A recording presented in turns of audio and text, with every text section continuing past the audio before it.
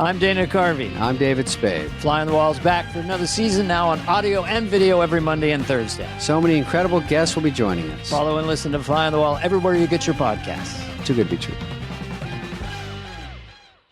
And now, here's the question. Hola, bitches. Good day to you and yours. All right, the results of a new federal survey reveals that problem drinking in the United States is on the decline. In the last 4 years, problem drinking has dropped by 4 million people, or just about 1 million people a year. And oddly enough, the average age for your first alcoholic drink, not a first sip, but your first alcoholic drink, any guesses, Ted? 22. For your first alcoholic drink? Well, you said it was declining. 14. Okay. It's the average age with which most of us sneak in our first alcoholic beverage. Although I should point out that this latest survey involves ages 12 and up. Now, either way, drinks are on the decline. Now, that said, not everyone is getting in on the sober action. After 7 years of sobriety, actor and Father of the Year candidate Brad Pitt, he's publicly announced that he's back on the wagon. Yeah, baby. That's right. He's proud to announce that he's drinking again. Now, look, no judgment here. Just seems like a weird flex. At any rate, it's not just drinking that's on the decline here in the U.S. Illicit drug use is also on the decline. Everything from weed to hard drugs. That, of course, doesn't mean that people aren't still doing drugs. Our very own Mike Hawk does not do drugs, but he brought us the story yesterday of a Missouri man who got loopy on Xanax and then passed out in a bouncy house. To be fair, if I were high on Xanax and saw a bouncy house, I would probably do the same.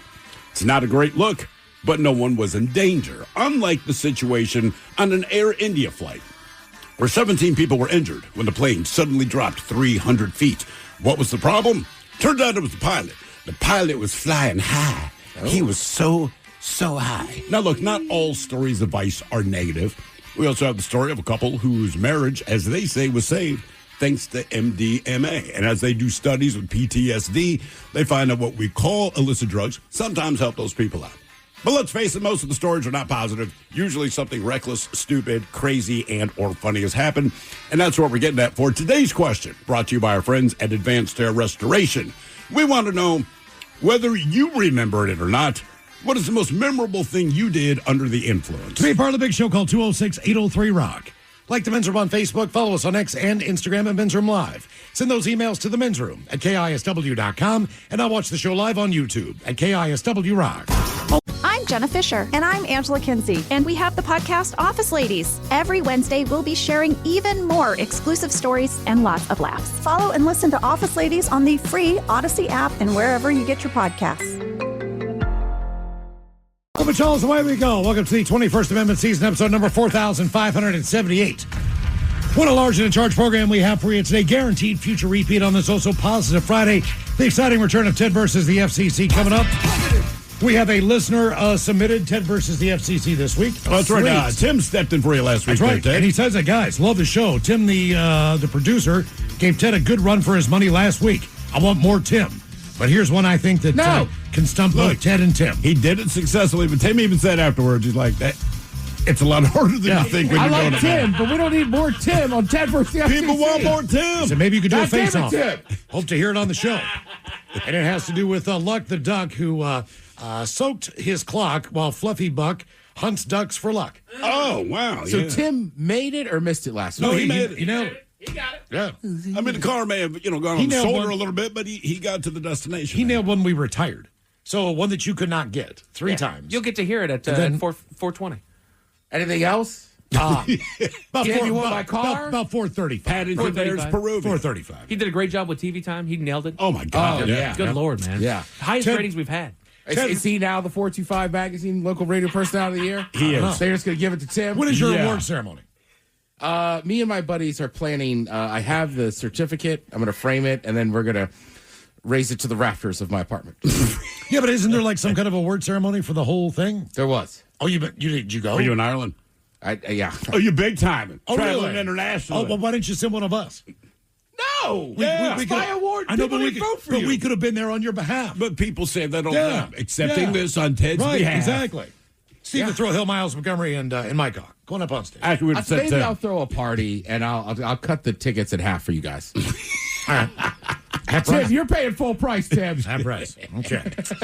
Ted versus the FCC on the way at 4:35. And today on the question, we're going to talk about your most memorable thing that you've done under the influence. Sometimes someone has to explain the memorable thing you did. Mm-hmm. Other times you have a vague recollection of some of the events. Sure. Until you can fill in the pieces of the puzzle, whether that be looking at your bank statement from the previous night. Yeah. Friends and colleagues or people who helped you get home. It could be the time that your Uber left from wherever it was. You can look on your phone and that's where I was. And see where you were and how late you were there and where you went from there. Sure. Do you have any idea?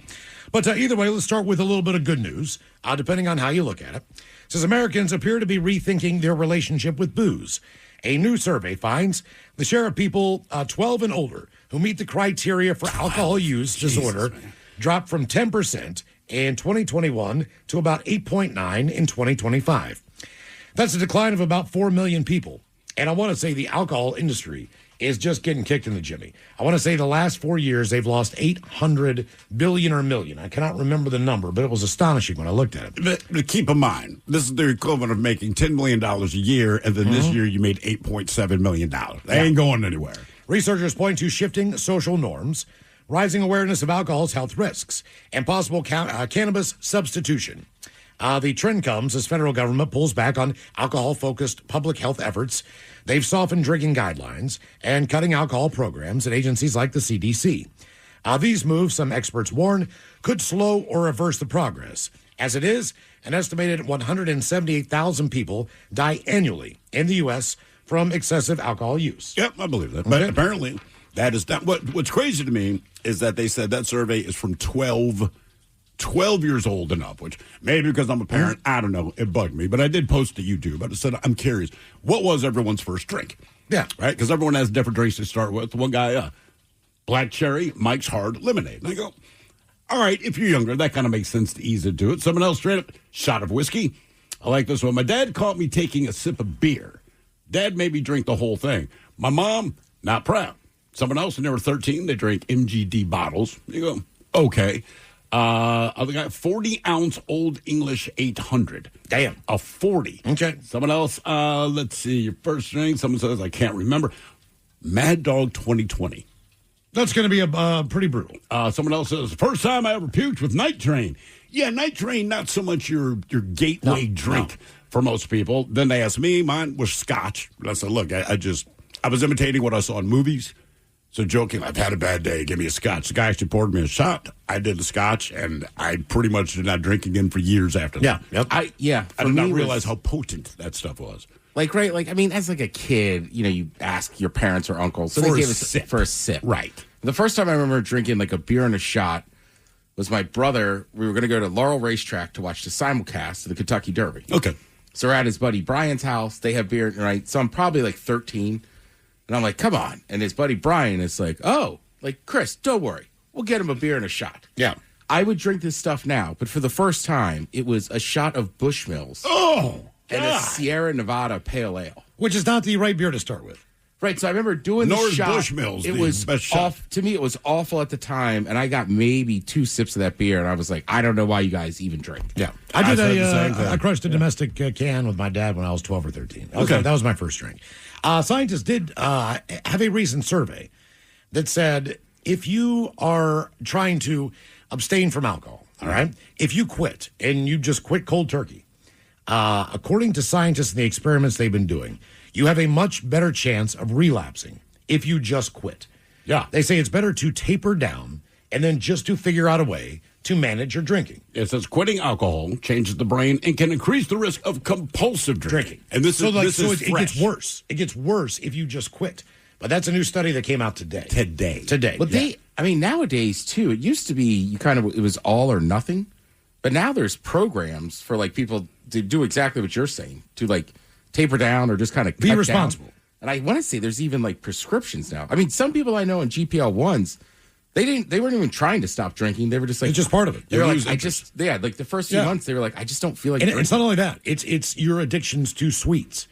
It's your Yeah, addiction everything. to nicotine. Whatever your addiction is, wherever your brain is, it kind of dulls whatever mechanism you have. But also a lot of times it's also sex drive. So essentially, you just lose interest in everything. Exactly. Well, there was a country in Europe, and I thought this was brilliant. I can't remember which one it was. They did it as a pilot program. They legalized heroin, but you had to get it from the state. That's Portugal. Right? It was in Portugal? Yeah. They basically Portugal decriminalized legalized drugs. everything. Yeah. Right. Well, not decriminalized, but to get you off of heroin. So these guys, you had your script. You went to the whatever pharmacist. You went to the hospital in Portugal. and they would they gave you your prescription for heroin. So they did this for 2 years before they finally came clean with the quote unquote heroin addicts. So one of the people that come in get his prescription for heroin. They handed him whatever they handed him. They said, by the way, you don't know that we haven't done heroin in like 9 months.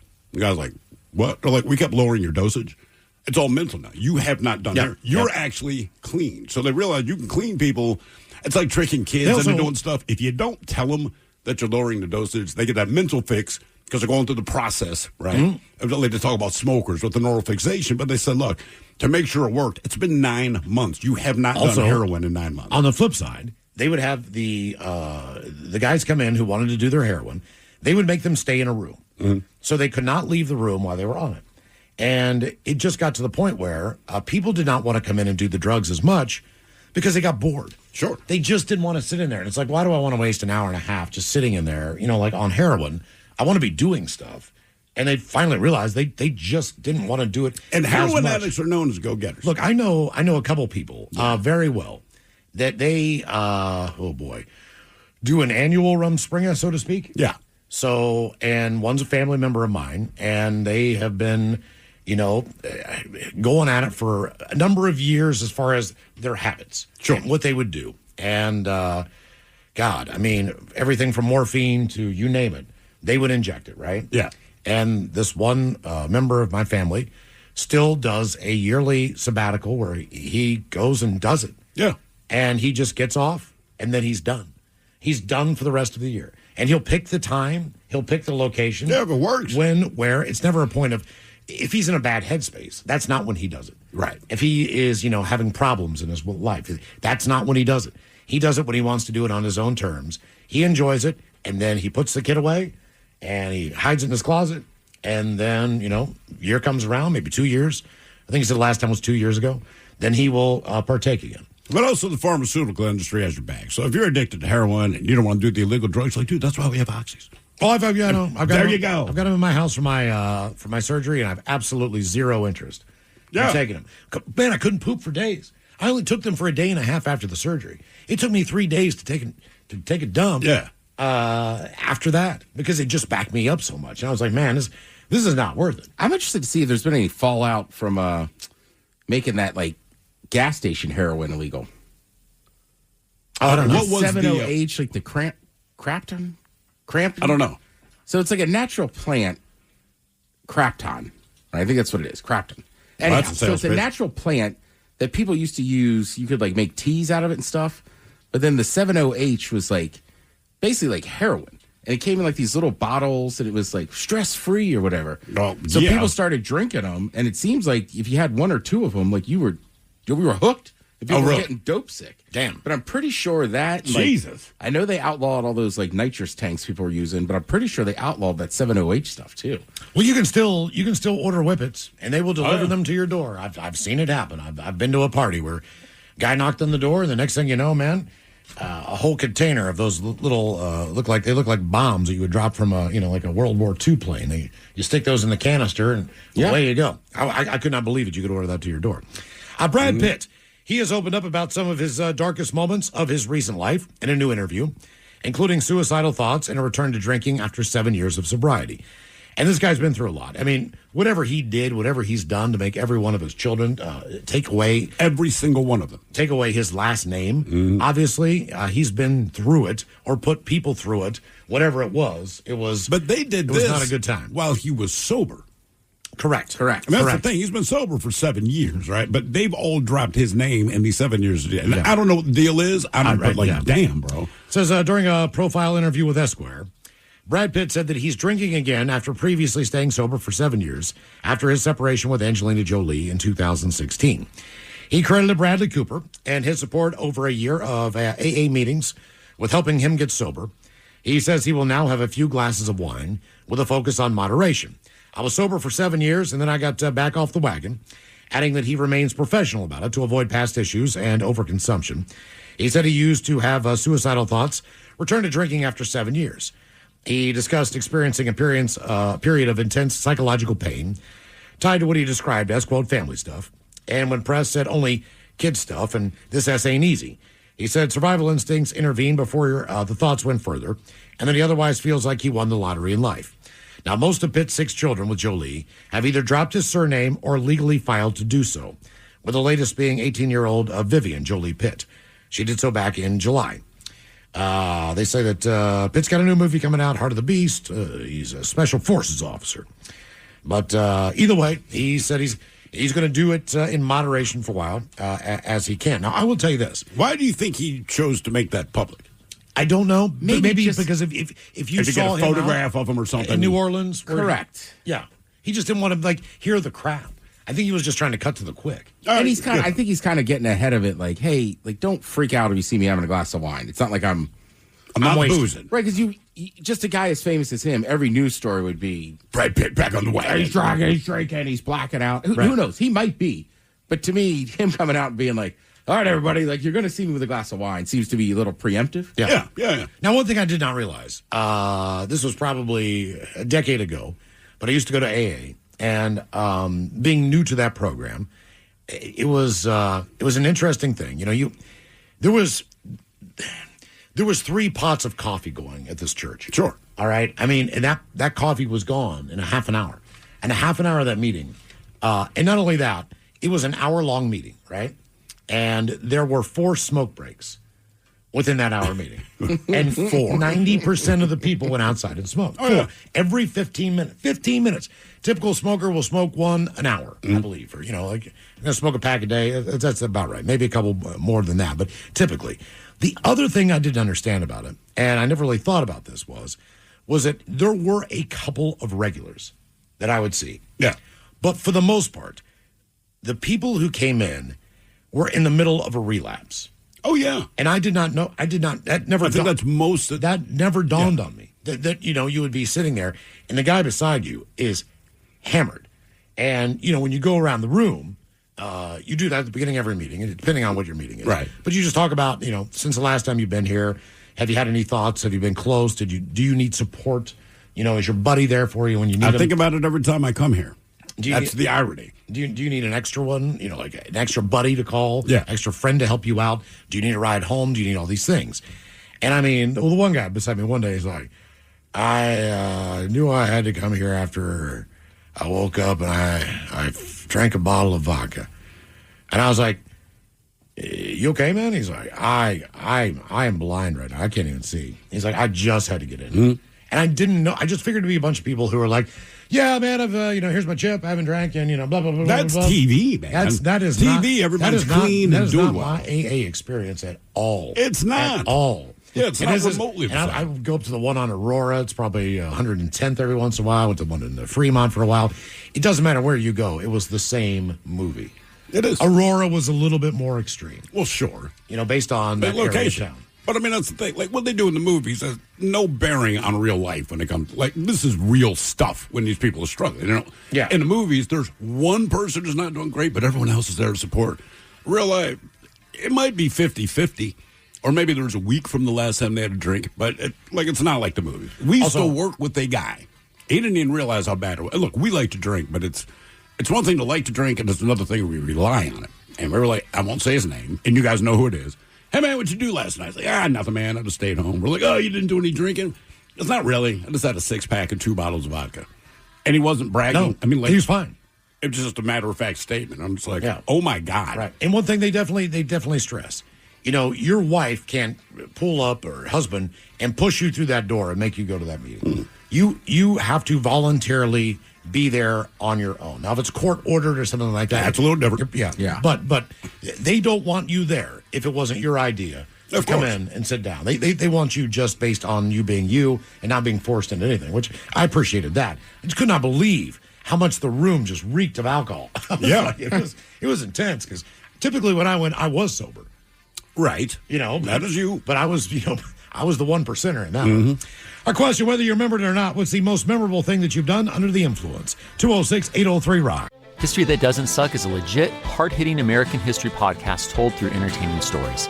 Join me, Professor Greg Jackson, for History That Doesn't Suck, an Odyssey podcast. Available on Apple Podcasts, Spotify, or wherever you get your podcasts. Forgot to tell you guys, a quick programming note here on the day. I wrote in that Aussie cologne. Oh, yeah! Should we spritz up in here Damn straight. later on? Is it going to be too heavy, you think, with all of us wearing it? I don't know. Okay, we're going to find out. Going to a party tomorrow night. Can I borrow it for the weekend? I might let you do that if you give me a blue chew or two. I should have texted you this morning. Why? They're just collecting dust. You didn't bring any in. Let me check my bag, because I put some in there when I went to Ireland. All right, cool. All right.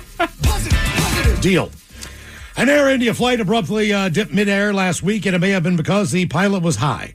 The captain tested positive for marijuana in a lab test, according to Reuters. The Airbus dropped nearly 300 feet over India's eastern state last week, injuring 13 passengers and 4 crew members on the route. And I'm not even going to tell you what the route is. Oh, yeah. Yeah, exactly. What is it? It's that. They're going to Delhi from Phuket. Yeah, Phuket. Puckett. Captain's Is it initial... Puckett or Phuket? I'd always heard it was Phuket. Puckett. I mean, everyone tries to avoid saying the obvious, but I thought it was either Phuket or Phuket, I believe. Yep. Oh, by the way, they did land safely in Delhi, according to the Times of India. The captain was standing and leaning behind the co-pilot seat at the time of the incident, and the co-pilot had to single-handedly steady the aircraft. Crew members and cabin members have filed a complaint over the captain's behavior. Sorry, man. He is expected to face criminal charges, as well as disciplinary action from the airline. Not that he was to be let go, just disciplinary action. Sure. Our question, whether you remembered it or not, what is the most memorable thing that you've done under the influence? 206-803-ROCK. I mean, that's the tough thing with weed laws, though, because, I haven't smoked today, but I would clearly test positive. Yeah, but I think what they're saying is he was visibly high. Okay. And that's why they tested, because they're saying the co-pilot had to take over. All right. And that the pilot is leaning on the chair. So it's look, man, we know you could have done weed in the last 30 days. I don't know, certain football players hanging out late night at grocery stores. But he was actively high. Hungry. Just hungry. Eyes closed. Yeah. Hello, Casey. Welcome to the men's room. Hello, Casey. I'm here. Can you hear me? Yeah. we got Casey. Hola. Hola. Hey, sorry about that. Hey, No worries, dude. Yeah, So- don't let it happen again. never again. Hey, a couple decades ago, 21, out at a bar down in the land of Nirvana, and they're giving out tequila shots. Giving them out. Giving them out for a new type of tequila. I don't remember what type it was, but Always a bad idea. yeah, all I remember is my buddy and I, luckily, roommate, we lived a block away, thank goodness. So we're there. I don't know how many we had, but they kept bringing them. By the end of the night, we're joking, heading back to the house, get to the house. I don't know what happened. My buddy somehow accidentally knocked a Bruce Lee poster off the wall or something. And I got frustrated, went back, tried to talk to him because, when you're drunk, some of us just like to talk. And he closed the door on me. I'm like, man, you better let me in or I'm going to break this door down. He's like, nah. So I end up kicking the door and him flying across the room. And all I hear is laughter. And that was awesome. So pretty amazing, weird ass crap that you can do when you're really drunk on tequila. Did you channel your inner Bruce Lee and kick the door down? Yeah, evidently. Yeah, that's all I can think of. And after it happened, I was like, whoa, did I just do that? And yeah, it was pretty awesome. Old house, old thick door, too. Okay, now the question is, all right, so it's awesome in that moment. But the next day, your head's ringing and you realize our front door's busted. Does it immediately suck at that point? No, it was his bedroom door. I didn't care. Okay. Yeah. All right. That makes a big difference. Okay. Yeah, things are funny until the next morning, oh, crap, man. Now we have an issue. We, when I was super young, not super young, we were 15, 16, whatever. My friend's mom out of town, he does an impromptu party, not huge. There's 4 of us. But then there's these 4 girls down the street that we vaguely knew, and they're basically doing the same thing we are. And nobody hooked up or anything like that, but we're just kind of drinking together. And then one of the girls, she was on the local track team, and my buddy Paul was convinced that he could beat her in a foot race. Long story short, he did not beat her in a foot race, but when you got to my friend's yard, his mom had these hedges that she loved. I mean, she kept them trimmed, the perfect kind of thing. So he realized that he'd been defeated by this girl, who just smoked his ass. But he decided that he's going to hurdle them. And my friend Rich, who's hosting us, is like, Paul, don't. Paul goes up in the air, and I just remember he kind of disappears in the middle of the hedges. Well, this is at night. We don't think a big thing about it. We pull his ass out. I remember he cut himself up pretty bad. We pull him out. Everybody passes out. The next morning, you hear Rick shrieking, and we realize Paul had decimated these hedges, man. It was his full body weight. And it's drunk, dead body. I mean, it was bad. And Rick was like, look, man, my mom's just going to kill me. And we're like, no, man, we can try to trim him up. He's like, no, we can't, Paul. He's like, look at this. He's like, dude, she's going to kill me. And it was right. When his mom got back, like 2 days later, whatever it was, she was pissed. We couldn't go over there again for the rest of the summer. Wow. Okay. I told you, I saw a girl, this kid was having like a party, right? His parents are out of town. Yeah. Not a massive party, but, scuffle breaks out. Cops are showing up, right? So everybody's leaving, right? So there's like the old school kind of wood fence. Yeah. I don't know how old it was, but people were climbing it. And this one girl I knew who was of larger carriage, she tries to climb it. Oh, no. And that whole fence went down. The whole thing? Ooh. Yeah, but same thing. That poor bastard. I mean, I don't know that I saw him out on a weekend for months. Yep. No. This is kind of a positive drunk story, so to speak. Yeah. This was in when I was in college. And ESPN, at that point in time, now you can turn on almost any night, and it seems like there's a college football game on. Yeah. But back then, correct. They just started doing Thursday night football. So you're prime time, but you are it. I mean, there's nothing else on television. So as far as sports goes. And 2 buddies of mine, who both they had their own positions. I'm not going to give too much information, but they did play, but primarily they were special teams captains, so to speak. So I think it's a linebacker and a running back. I feel like those are always the 2. A linebacker and a defensive end. Okay. Yeah. Okay. Whatever. But fullback. Oh, fullback. Fullback. Okay. Defensive end. And both were friends of mine. One ended up being a state trooper who went on to be like the head of the Sheriff's Association in whatever state I won't mention. Miles, if they call you for a reference, say nothing. Yeah, exactly. And then the other one ended up being a government, like House of Delegate or Senate. Of course. Senator for a long time. But I'm sitting on the bench and talking to my buddy, who's also a punter. He's like, did you hear what these guys did? And I was like, no. And he said, well, they both dropped acid because both of them were kind of fighting injuries, and it was a short week. All right. So one thing they knew, they had dropped on like a Monday night, and they realized all the pain in their body had gone. Yeah, absolutely. So they were like, look, man, for Thursday night primetime television, we're going to trip bees. And so they did. And I did not know this, so Greg's like, my buddy's like, hey, watch these 2 guys. And so he knew they were high. Correct. Okay. He knew they were flying because they told him that they were going to do this. Also, it's okay. So the one guy told him because the one guy was an up back on the punt team. Yeah. So he was the fullback in that position. All right. So he's calling the play at the line of scrimmage. So you need to know. So the punter needs to know in case he tripping. forgets or something. Punter make the call, right? So that's why Greg knew. And watching them fly down the field, I'm like, oh my God! And it was one of those games where we were up by it was a Terp game, Ted. We were up by not shocked. We were up by 14 or something at halftime, or maybe 21 at halftime. Pitt comes back at the end. Alex Van Pelt goes off. At the end of the game's 31-31. There was no overtime in college football at that time. The game ends in a tie on a last-second field goal by Pitt. All right, so I wasn't paying as much attention to those guys anymore as I was like, we cannot blow this game. We cannot blow this game on national television. I wasn't focused as much as them in the second half. Yeah. But you do have to sit in meetings on Monday. If you're a special teamer, you all go your own directions.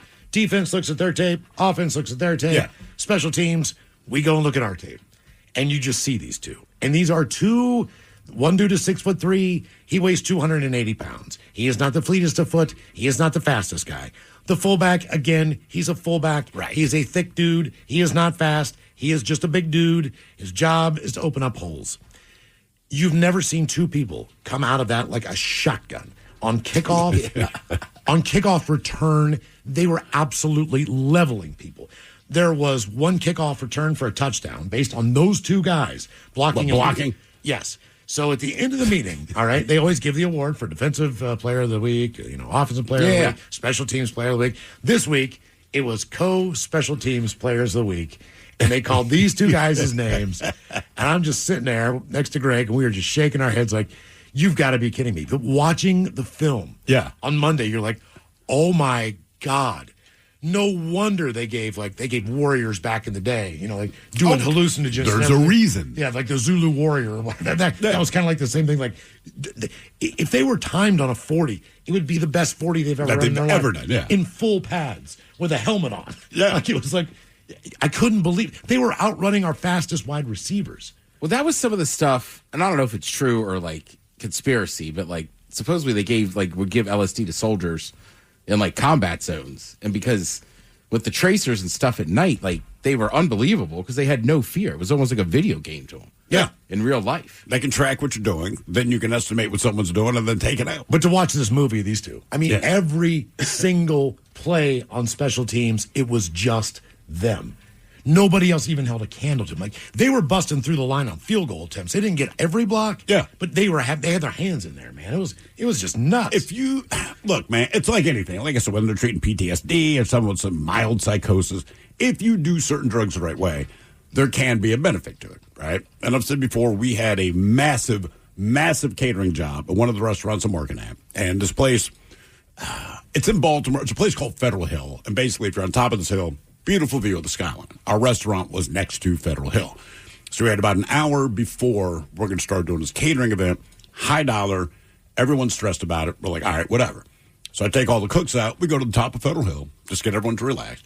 And we just smoke joints for about 45 minutes. And we are super stoned. We walk back into the restaurant. I remember the GM was pissed. He's like, did you take them up on the hill and get all effed up? I said, we didn't get effed up, man.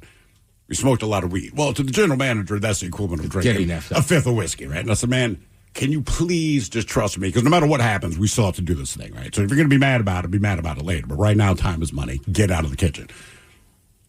These orders come in, man. All these plates we had to do, I cannot explain. Now, Ted, you just did a kitchen thing down at the casino, right? Yeah. And it gets real loud when the tickets start coming in? Yeah. This was the opposite. It was super calm, dead silent. And I just remember looking at everyone. We had like every cook we had on staff. There was like 13 of us in there.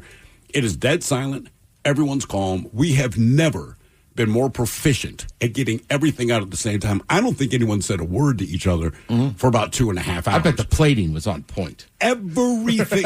This was probably the best job that we ever did. I'm not kidding. I mean, everyone is just locked in. And at the end, and keep in mind, the wait staff, they had gone out and done a bunch of blow because they knew they're going to be on their feet. They need the energy, right?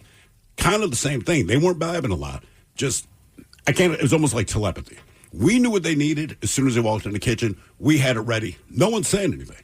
At the end of the night, catering thing's done. The people are very happy. I remember the GM came in and he's just like, what the hell was that? I was like, it's the power of weed, man. I said, look, everyone's been stressing about this all week because it's a big deal, as you say it. It's not that we care, but you do understand that it's a big deal. Everyone just had to calm down. Everyone knows what they're doing. And when you kind of know your playbook, so to speak, and it's time to execute, if you're zoned in on it, that place could have been on fire. No one would have lost a step, man. So I get to think with the football players, the cooks, you name it, man. Just get your team in the right frame of mind. Know what the plan is. It is executed flawlessly. Wow. Yeah, I mean, again, I think jiu-jitsu is about the only sport you can make the argument that, like, weed is a performance-enhancing drug. Really? Did you do it stoned?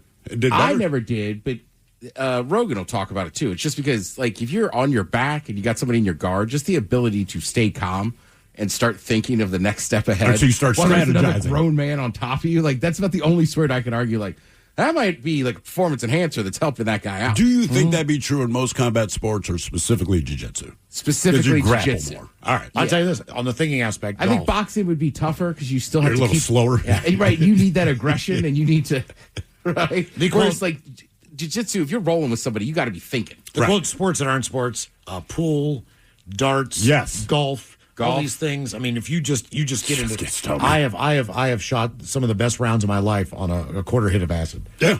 I mean, the green looks like a grid. It looks like you're playing a video game. You're like, I got this. There's absolutely no way I'm going to miss this 35-foot putt. And then it goes in. It's like, and you know it. Come you know on. full Come confidence, on. man. I couldn't make that thing if I had 20 regular attempts sober. Whether you remember it or not, what's the most memorable thing you did under the influence? 206-803. I mean, I knew some dudes back in the day in PG County that were very good street ballers in basketball. And stoned all the time. I mean, like, they would, like, I remember one guy being like, I got to smoke. I'm like, why? And he's like, because you can't count on me if I'm not stoned. Yeah, 'cause you can't miss. When you're zoned in, man, everything makes sense. Hello, Matthew. Welcome to the men's room. Hello. Hola. So I was maybe 15, 16 at the time. And it was, well, the first and last time I will ever do meth. Oh, meth. Okay. Gee, Okay, all right. you went all in. So I was high as a kite, and I cut 8 cords of wood in one night. Did you have a splitter? Yes. Did you Okay, have all right. sleeves? Still, that's a lot of wood, man. What I made also you? came out of it with one hell of a scar on my lower lip. What made you do meth? I understand why you stopped, but what made you do it in the first place? It was my cousin at the time. He convinced me to use it because we needed the firewood for the upcoming winter, and we were about a week away from a hard cold snap. Okay. All right. And so you did meth? So did you have did you have a chainsaw? No. You were using an axe and then using a splitter? Yeah, it was already pre-cut. Oh, okay. So we All were right. just splitting the wood. I was just splitting the wood. Okay, Matthew, I'm still not understanding why you did meth. I mean, a lot of times, like, hey, you have a lot of work to do. My thought is, you know what? I'm going to smoke meth and do this. So what? So you understood you had a lot to do. You understood the reason for it. Why meth? We wanted it done in one night so we could relax. Oh, wow. All right. Okay. Well, Okay. Sounds like you got it done. Damn. All right, man. That's I get, look, I mean, it sounds crazy, but I knew a girl. We hung out a few times, and I was like, she was like divorced. And I was like, what happened? And she was like, basically, she was like, her husband kind of got on meth. And I was like, was like bad? She was like, she goes, I didn't notice at first, but he would just, work his 40 hours. Yeah. And then would constantly be fixing up cars, fixing up this. And I guess eventually it got to a point where it got bad. Sure. But she was like, the first few months, I just was like, Jesus, he is very productive. The honeydew list But is she completely didn't, done. she didn't realize he was using meth. The guy just wasn't sleeping. Yep. After a while, you're going to get in psychosis or whatever. Sure. Well, the guys down the street from me, man, they were doing meth all the time. And they were up all night doing stuff. Yeah. Fixing their trucks, fixing their vans, hauling stuff. I mean, it was nonstop. It was all night long. They had a big spotlight out. They just work all night long and they get up and I always watch go to all bed and they would go to work. Right. I watch all those shows about certain organizations, but like some of the MCs, like that was one of the guys that was the president of it. He was like, look, when meth came out, we thought it was amazing because we could go on these long ass rides. Right. And nobody's like, but after a while, it really turned on people and it got bad. Whether you remember it or not, what's the most memorable thing you've done under the influence? 206-803-ROCK. Gone South has been a podcast about crime in the American South. But for our new season, we're widening the lens. Follow and listen to Gone South Season 5, available now on Apple Podcasts, Spotify, or wherever you get your shows. Gone South has been a podcast about crime in the American South. But for our new season, we're widening the lens. Follow and listen to Gone South Season 5, wherever you get your shows. The shenanigans continue. This is the men's room with Miles and Thrill. New school year is coming around. One of the most important items on any kid's wish list is a new pair of shoes. Yes. Whether it's Chuck's, Vans, or a Nikes, everything is a very personal choice. That's why we do Kicks for Kids every year. That is exactly New why. school year is coming around. We're looking for a goal of $20,000 to give those kids the confidence they need to walk the halls, feel good about themselves, and start the new year right. If you could, please help us help Mary's Place. Donate now at KISW.com. All right, a question, whether you remember it or not, what is the most memorable thing that you've done under the influence? 206-803-ROCK. Hello, Gary. Welcome to the men's room. Hola, my brothers. Hola. Friday. Yeah, man. Positive Friday. So, hey, Thrill, I was the guy that drank the MD, and yeah, it was warm and as apple, and I never drank it again. Don't, man. But No, it was disgusting. Well, the problem with Mad Dog is that it goes down easy-ish. Well, yeah, a bottle of Mad Dog is for you. Very rarely do you split a bottle of Mad Dog with anybody else. So, and it's easy to take down when you're young because, I mean, look, to their credit, to Mad Dog's credit, and I never thought those words should go together. If it's orange Mad Dog, it tastes kind of like orange. Strawberry tastes kind of like strawberry, right? So when you're just getting into the drinking game, you're like, ooh, alcohol doesn't taste bad.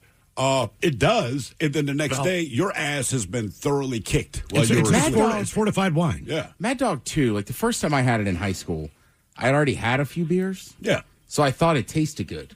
Exactly. And then the next time, somebody was like, I'm going to the liquor store. I was like, get me a bottle of that. And we tried it sober. And it was like, oh, my God. Yeah.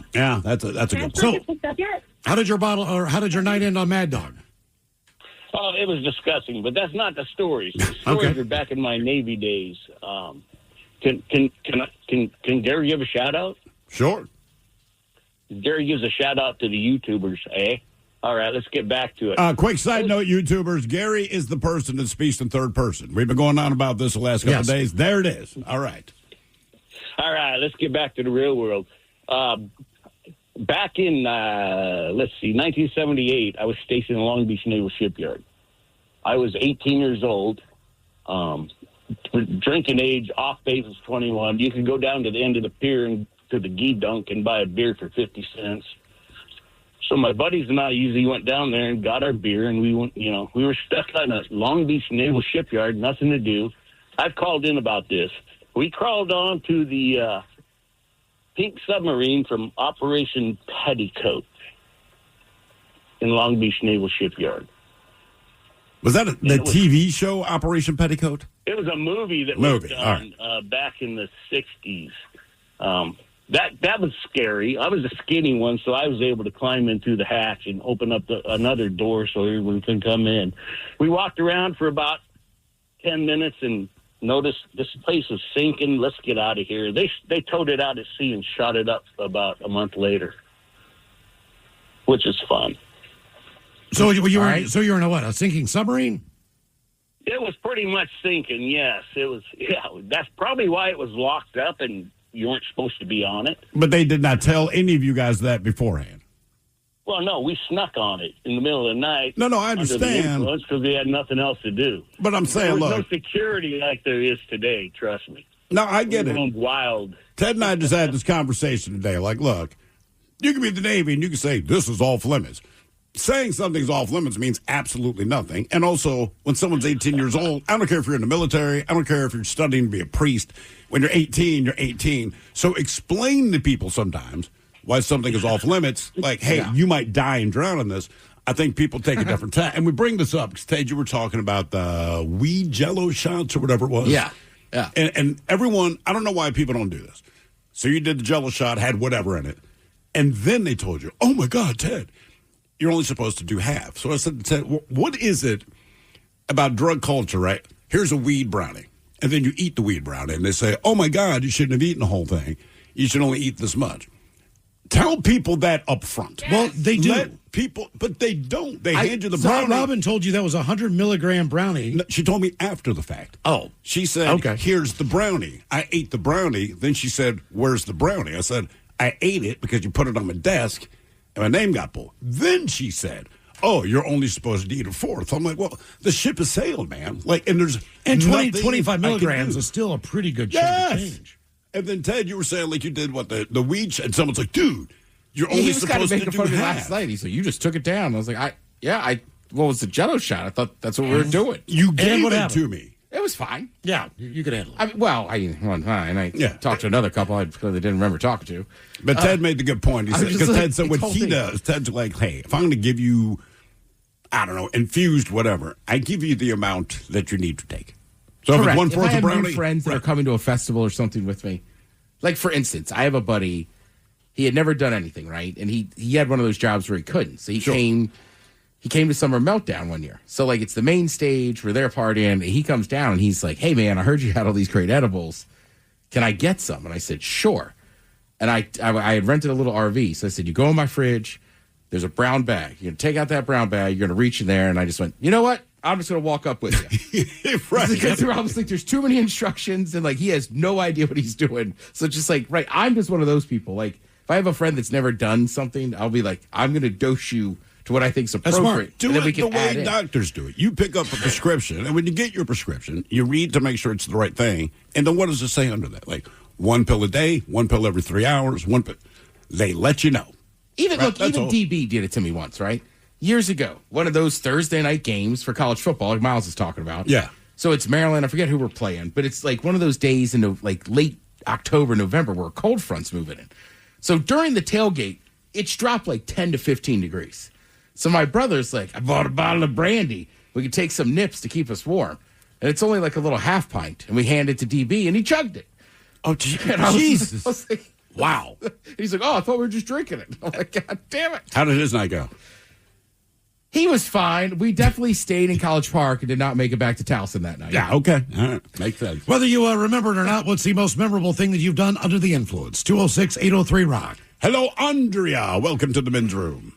Hello. Hola. How are you guys? Hola, bicholas. So, Andrea, what's the most memorable thing you've done? Well, this was 83. It was my first semester in college, and I went to my first college party, and they had something there that you might be familiar with called trash can punch. Yeah, of course. Sure. Different versions. Yeah. I didn't know what it was because I had never drank before. So You had never had alcohol before you got to college? Obviously, never had alcohol before I got to college. Yeah, but you took No. the entire freshman year and did not drink?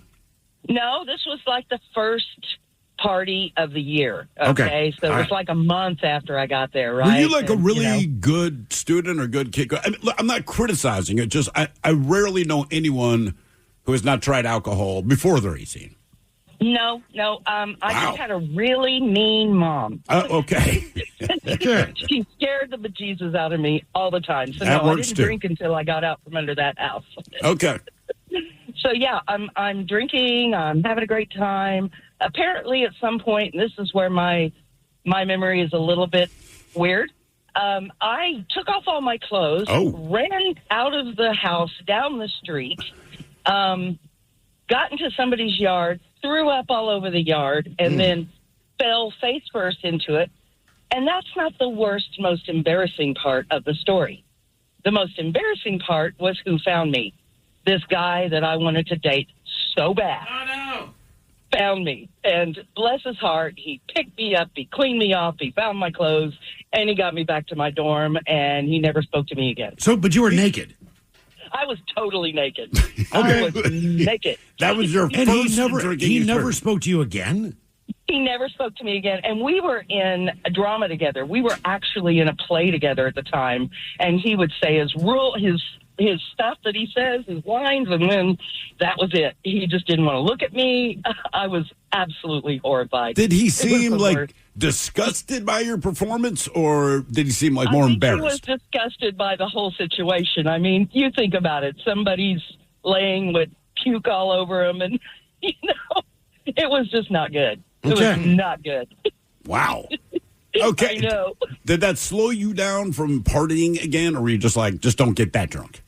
Yeah, no, I did not slow me even a bit. I tried everything you could think to try after that because, I figured I'll try it twice to see if it's that bad for me.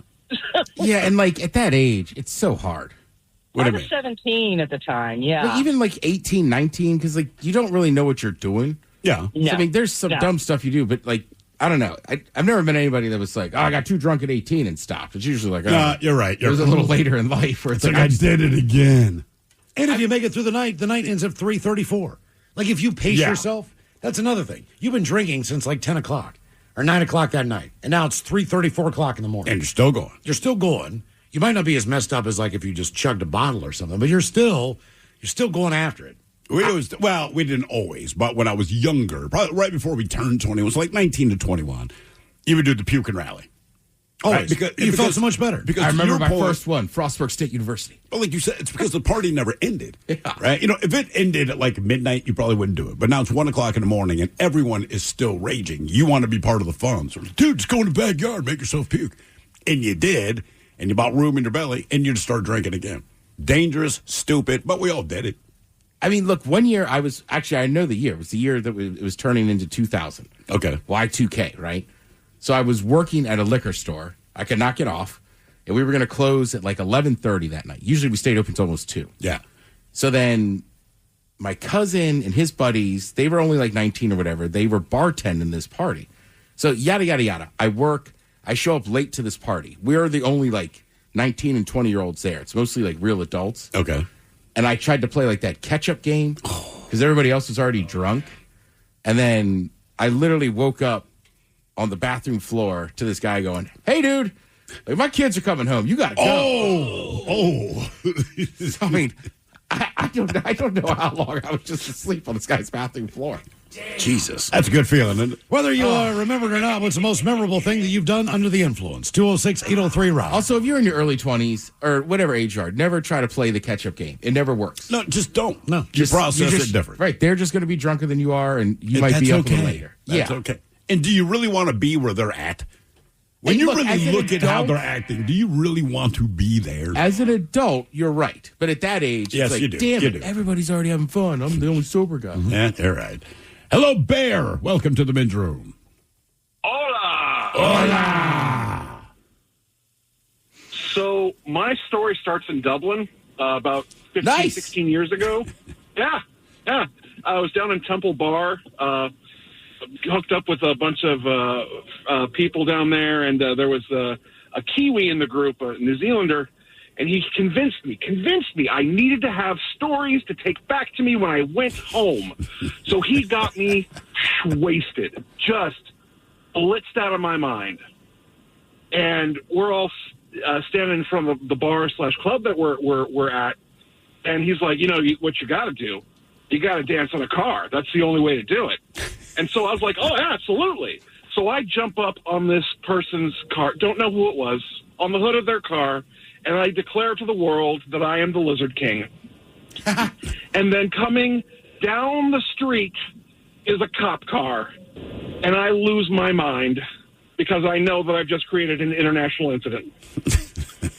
Did you get arrested? I did not. So they were too busy doing something else, and so I saw them. They saw me. They looked at me like I was a jackass because, well, you were. I was. Yeah. And so I jump off the car. The group behind me, they're just laughing, cutting up, thinks it's hilarious. I'm like, we got to get back in the club. And we try to get in. The bouncers are like, no, man, no, we're not. Right. No, you're not coming back in here. And so I slunk my way. They're like, hey, let's go somewhere else. And I was like, no, I'm done. And I just kind of slunk my way through all of the alleyways till I got back to my hostel. And I was done for the night after declaring I was the Lizard King. Well, let me ask you something, Your Highness. Was this Kiwi there just for one night, or was he kind of your terrible guide for a couple? He lived there. So did you go out with this guy again? Like, was he always trying to inspire you to create stories? I went out with him a couple times. The first 2 times he didn't get me to do stories because I'm like, no, it's fine. But it was towards the end of my trip, and then he's like, oh, now you got it. And I'm like, well, of course I've got it. You've given me so much Strongbow, Guinness, and rum that I can't say no. How long were you there? I was there for 2 weeks. Okay, what was the amount of time you were sober? As a percentage? Yeah, other than sleep. Other than sleep, about 5-10%. Okay. Ted, how about you? I mean, does having a beer at lunch count as not sober? Well, you're starting the day. Yeah. So, like, most of the days, like, we walked around a ton and took in sights, but I was having a pint at lunch at, like, noon or 1 every day. Yeah. Yeah, I mean, look, man, it's... When we went to Germany, maybe 5% of the time were we sober.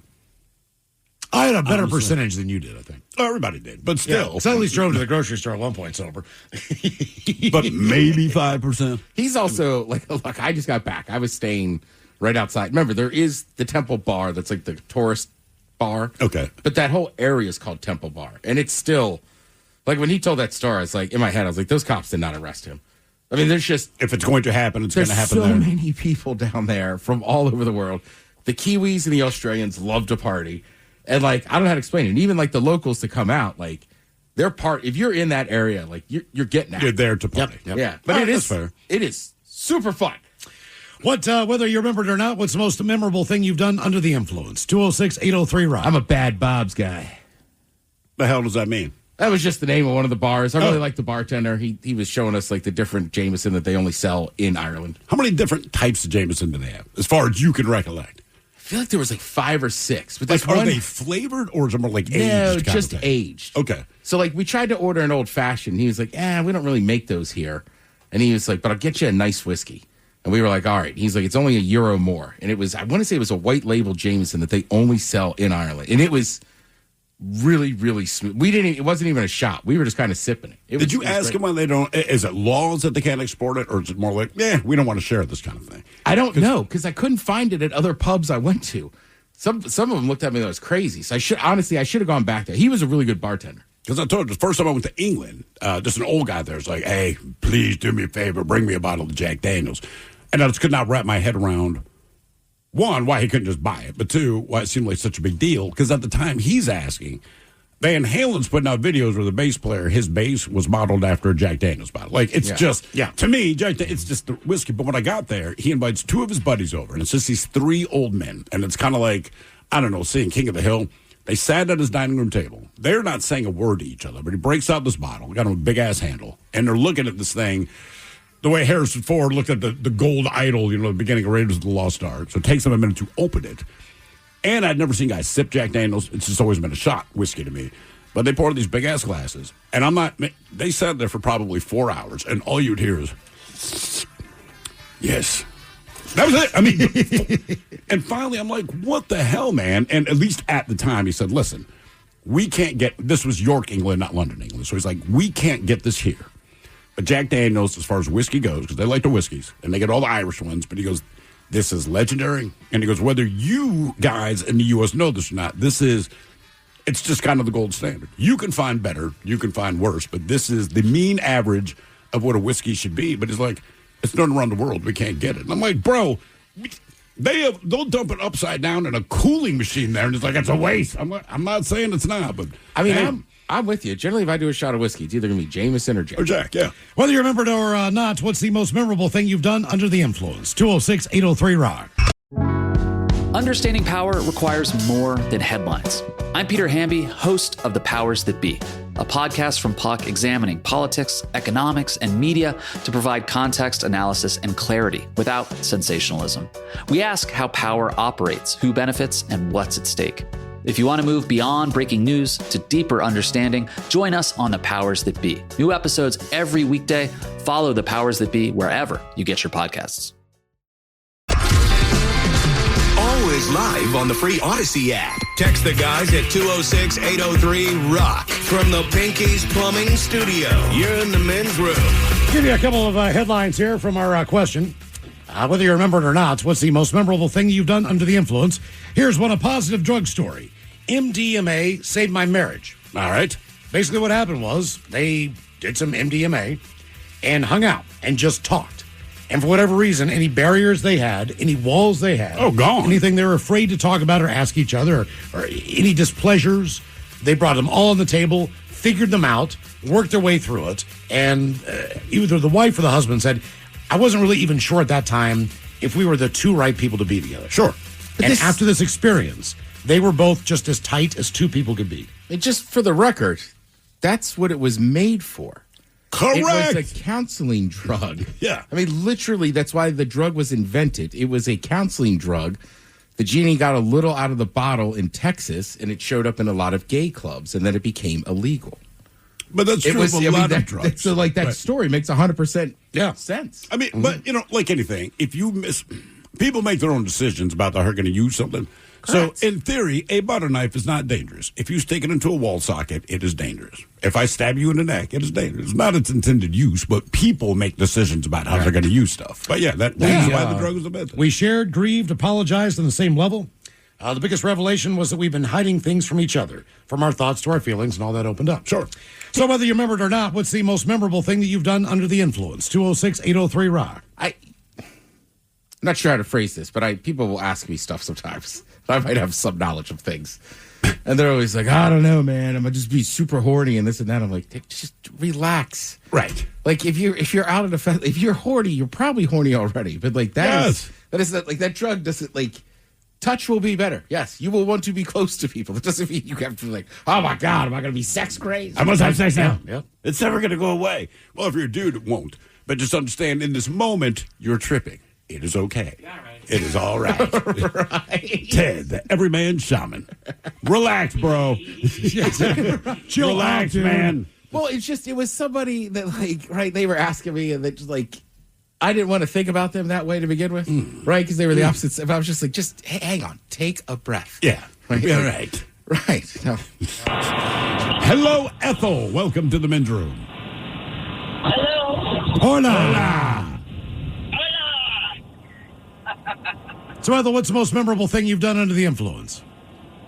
When I was on meth back in my early 20s, I was questioned and followed by the FBI. You were questioned by the FBI?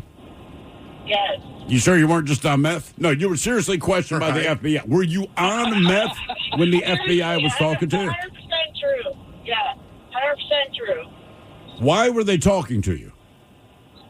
So, apparently we were dealing with somebody that they had their eye on, like a big drug dealer.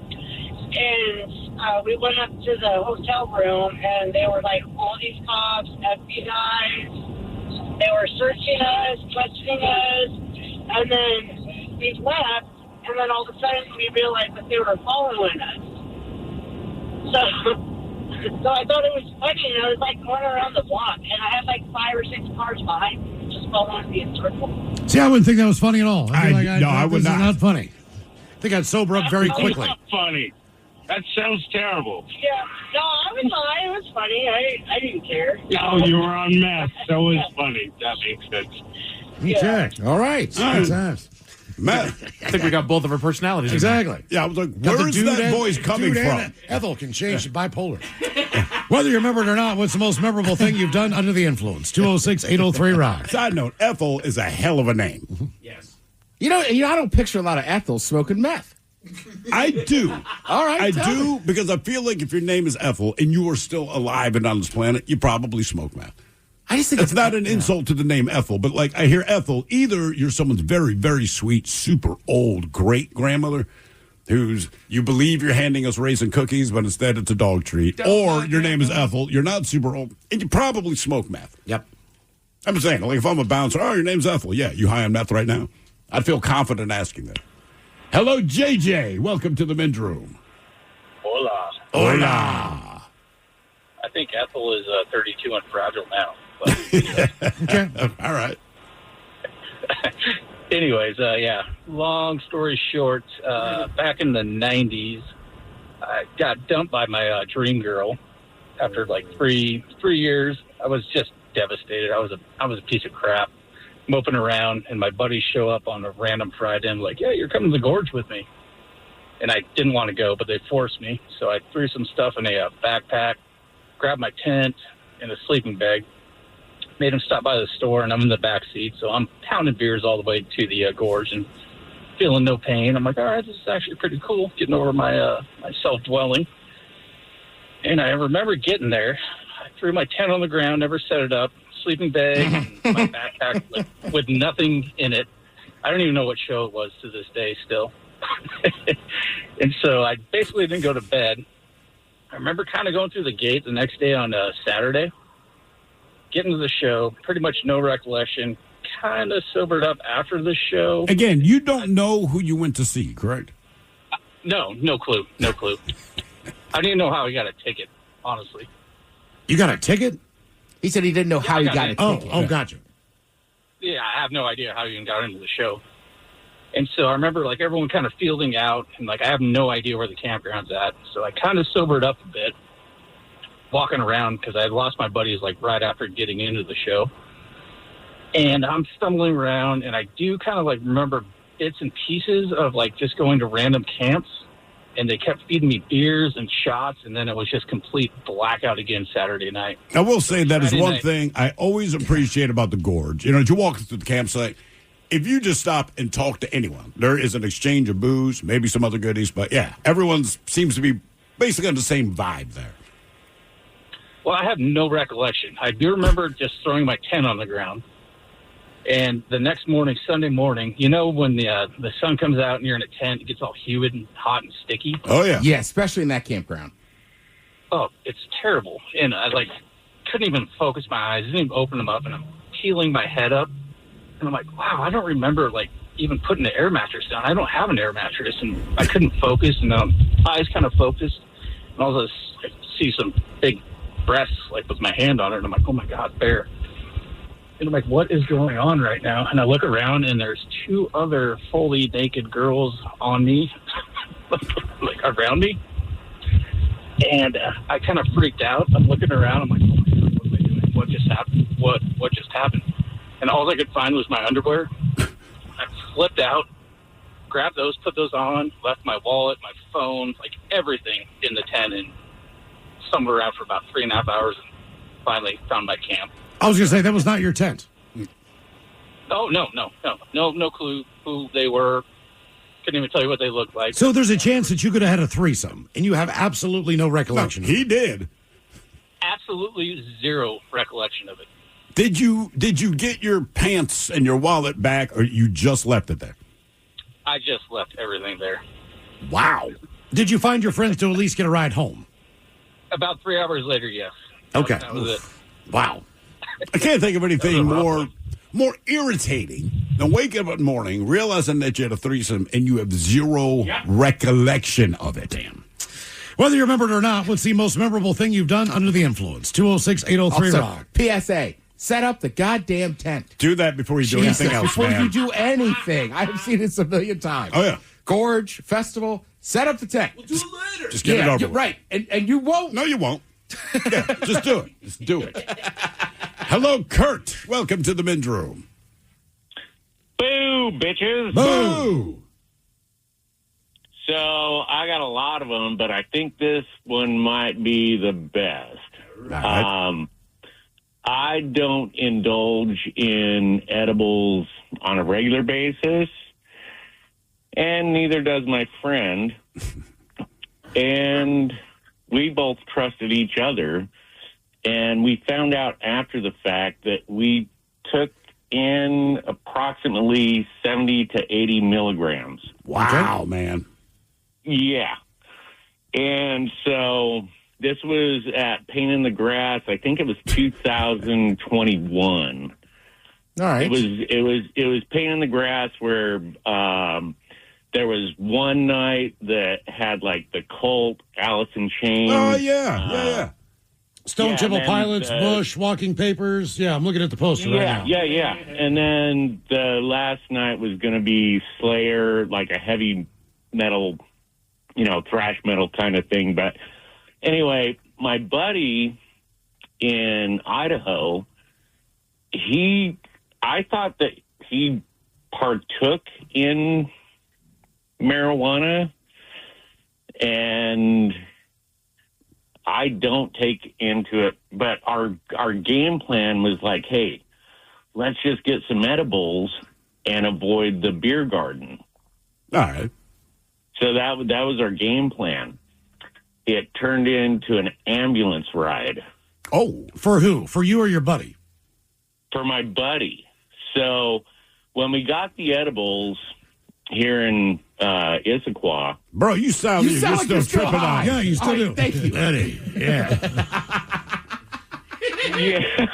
I think it really affected your head. You don't even know it. I was just saying, how many milligrams? No, I remember everything vividly. Yeah, that's right. Yeah, man. Yeah. So we said, hey, we're going to a concert. Yeah, we've already got there. You're a pain in the grass. You're not going to the beer garden. You're tripping on edibles. Yeah. And so they give us these 5-hour energy drink looking things, say, yeah, this will get you through. What we didn't know is that we shouldn't drink the whole thing all at once. What, the 5-hour energy? Yeah, you pound them. Yeah. Well, yeah, but they're 50 milligrams per bottle. Plus, we had lozenges that were 10 milligrams per lozenge. The edibles he bought looked like 5 hour energy. Oh, I see. Okay. So it wasn't actually 5 hours. Sorry. All right. Thank you, Ted. That's a huge detail. I gotcha. Okay. I gotcha. Yeah. Yeah, so in their mind, they're saying, yeah, this will get you through the weekend. In our mind, drink the whole thing all at once. And I had to, my buddy was, calling his family members and having me on the phone with them to say that to reassure in an them? ambulance, and he thinks he's going to die. He thinks he's having a heart attack. It was crazy. And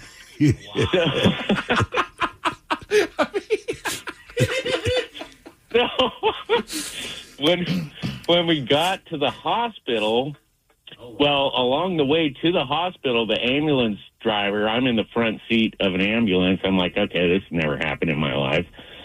And he's saying, oh, you guys will have a good story to tell. And I'm like, I don't think you can OD on marijuana. And he's like, no, you can't. But your buddy's freaked out. So he's in a stretcher in the back of the ambulance and just on. And we get to the hospital and he starts complaining about not having a room to go into. And people at the hospital understand that he just needs to detox. So they leave him in the hallway. Every 5 to 15 minutes, he would yell out, it's like, where's my room? I need to be in a room. And, yeah, it just went on and on like that for the whole night. And how long did they keep him there? We were at the hospital for probably 4 hours. Now, was this the first night? Was this Saturday night? So this is the first night you were there? Yeah, it was Saturday night. Yeah. Okay. Yeah. All right. Yeah. Good times. Yeah. I mean, I talked, and like I said, I don't indulge myself. I don't think you need to, man. I don't either. I mean, listen, I don't know if this is just how you normally carry yourself. You sound like you are absolutely effing fried right now. That's not even an insult. That is absolutely how you sound. How do I sound fried? I'm just... What? Yeah, I guess that's my personality. I'll tell you what, bro. That probably is. I would say, listen back to the podcast later. And look, man, we all sound like something different. I understand it. But when you listen, I think you'll get it. It's kind of a slow Like, diction. if I'm a cop and I pull you over, my buddy, we got to get you out of the car. You automatically Just the get it. pacing, yeah. As soon as he says, is there a problem, officer? Like, bro, you got to step out of the vehicle. Look, you'll prove me wrong. We're going to drug test you. You can do the field sobriety test. I'll apologize later, but yeah, you will be a target for cops if you speak to them. Well, and look, I don't want to name drop. I'm not sure how Mike feels about it, but it's somebody I know through him. And the first time I met this guy, he's like... It's my brother-in-law. All right, yeah, it's brother-in-law. Sorry, it's Dan, right? Yeah. Sorry, Dan, but he looks stoned all the time. Oh, yeah. But I don't know that he's ever smoked weed. No, he has not. His entire life, he has never smoked weed. Okay, but also there's more to that story, Ted. So he was driving around Enumclaw one day when he was dating my sister, and he left a gas station late at night. The street lights were lit up like crazy, and he left, and he had one of those old cars where you actually had to manually turn on the headlights of your car. Yeah. He forgot that they were lit up, off, right? sure. Because it's all lit up. You know, his car's lit up, so he's not paying attention, so he takes off. That, unbeknownst to any of us at the time, is like a number one indicator that the driver is impaired. Yep. So the cop pulls him over, and he looks like he's baked all the doggone time, and he had to sit there. He was dry as a bone, but he passed all the tests. Everything, he was able to do the ABC thing. He was able to walk the line. Is it a family trait? Like, if I looked at his parents, and I go like, Yes. okay, so everyone in the family, A little bit. pretty much. So, I mean, look, because the first time I saw him, I believe, was at your wedding. Yes. Yeah, me And too. I said something to my wife about that dude is baked. And Mike, I want to say I think I made a comment to you like, man, he seems nice, but he is so high. And you're like, bro, he doesn't do anything. Yeah, I met him at a baseball game, and I was like more aggressive, and I was like, "Come on." You don't even have to lie to me. And Mike's like, dude, he's not lying. Nope. That poor guy. Whether you remember it or not, what's the most memorable thing you've done under the influence? 206-803-ROCK. Hello, Tim. Welcome to the men's room. I'm Jenna Fisher. And I'm Angela Kinsey. And together we have the podcast Office Ladies. Just because we finished rewatching The Office does not mean we're going anywhere. Every Wednesday, we'll be sharing even more exclusive stories from The Office and our friendship with brand new guests. Plus, you can revisit all the Office Ladies rewatch episodes every Monday with new bonus tidbits before every episode. So follow and listen to Office Ladies on the free Odyssey app and wherever you get your podcasts. Hola. Hey, so my story's not as cool as JJ's little menage a trois in a tent. That was pretty awesome. Okay. Yeah. He didn't remember it, so it doesn't matter. Does it count? Yeah, Okay. So I had to do some work overseas, and I was going to be flying into Beirut, and I had to stop into Frankfurt really quick. And well, I thought it was going to be quick, and then it was like a 20-minute meeting, and then they're like, hey, you got 19 hours until your flight. And I'm like, oh. So I go out into town in Frankfurt, and I have like $40,000 in currency on me. Damn. And I'm like, okay, I'll just find a hotel and I'll go for a jog. And anyways, super hot day. Like it was like 95, 100 degrees out there, and they don't really have AC in a lot of Germany. So I walk into this wine house, and I'm wanting to ask a lady for directions, and she's on the phone, and she just has like this whole table with like sample wine, and it's all like red wine on ice. And I'm like, red wine, ice? That sounds weird, but I drink some. I'm like, oh, man, this is so cool on my throat. And so I end up drinking probably the equivalent to a bottle of wine, and I'm pretty dehydrated already. And she still is on the phone. I'm like, screw it, I'll just walk out, and I'll find somewhere to stay. And as I'm walking along, I come by this, it's called Club Challenge. It's a fight house there in Frankfurt, and it has a big sign that says, fights tonight, you can win €500, 20 euro entrance. And I'm like, this is going to be the easiest 500 euro I've ever made. How good can Germans fight? Like, they lost 2 world wars. Yeah, there you go. That's something up. Jeez. Playing the heel, are you? I'm feeling great. And so anyway, I go in there, and it's like very quick. Oh, and I'm too cheap to buy a rental locker. So it's like a euro to rent a locker. And I'm like, no, I'll just stick this $40,000 in currency in my shoes and shove that in a corner. So the first fight I get into, it's like this big, like, he was a specimen of a man. And it was a tough fight. But at one point, he uppercutted me under the chin.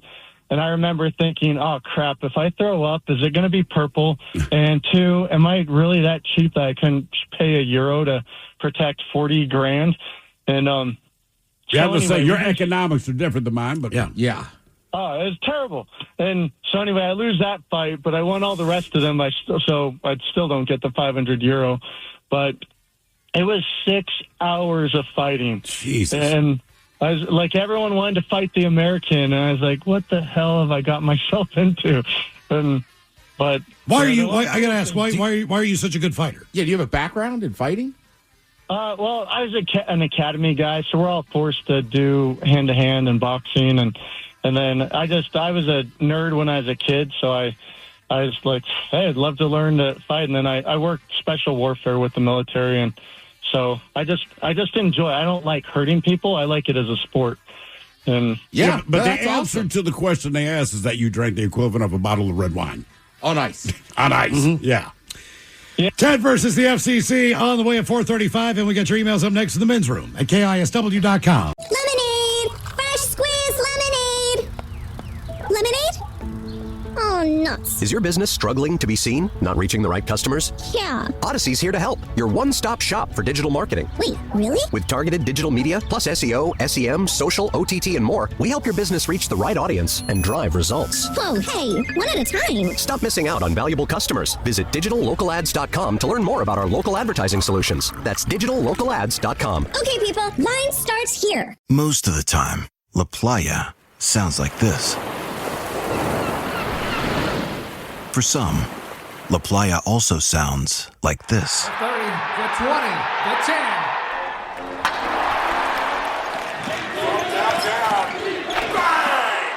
But no matter what, this is our playa. Corona, La Playa awaits. Relax responsibly. Corona Extra Beer, imported by Crown Imports, Chicago, Illinois. Every week on the Moth Podcast, real people tell their stories live on stage. I burst into tears. And I wasn't sure if I was crying because I hadn't been kissed in a really long time or if I had just never been kissed like that before. To hear fascinating, heartbreaking, and sometimes hilarious stories from astronauts, teachers, farmers, and people just like you, follow and listen to The Moth wherever you get your podcasts. Sometimes it feels like the news is full of things that have never happened before, and that is not exactly true. In fact, it may have happened this very week, hundreds or thousands of years ago. I'm Sally Helm, host of the podcast History This Week from the History Channel. Trade embargoes? Thomas Jefferson tried them. Rent too high? We've been arguing about that for a while. Each episode is proof. The past isn't that far away. Listen to History This Week, available now on Apple, Spotify, or wherever you get your podcasts. 99.9 KISW. We return to the men's room with Miles and Thrill. Ted versus the FCC is on the way, but first time for a few emails to the men's room at KISW.com.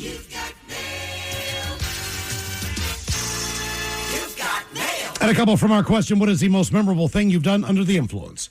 Guys, as someone who has worked in the alcohol industry for coming up on 15 years, I can tell you it's damn true. The business is in fact shrinking.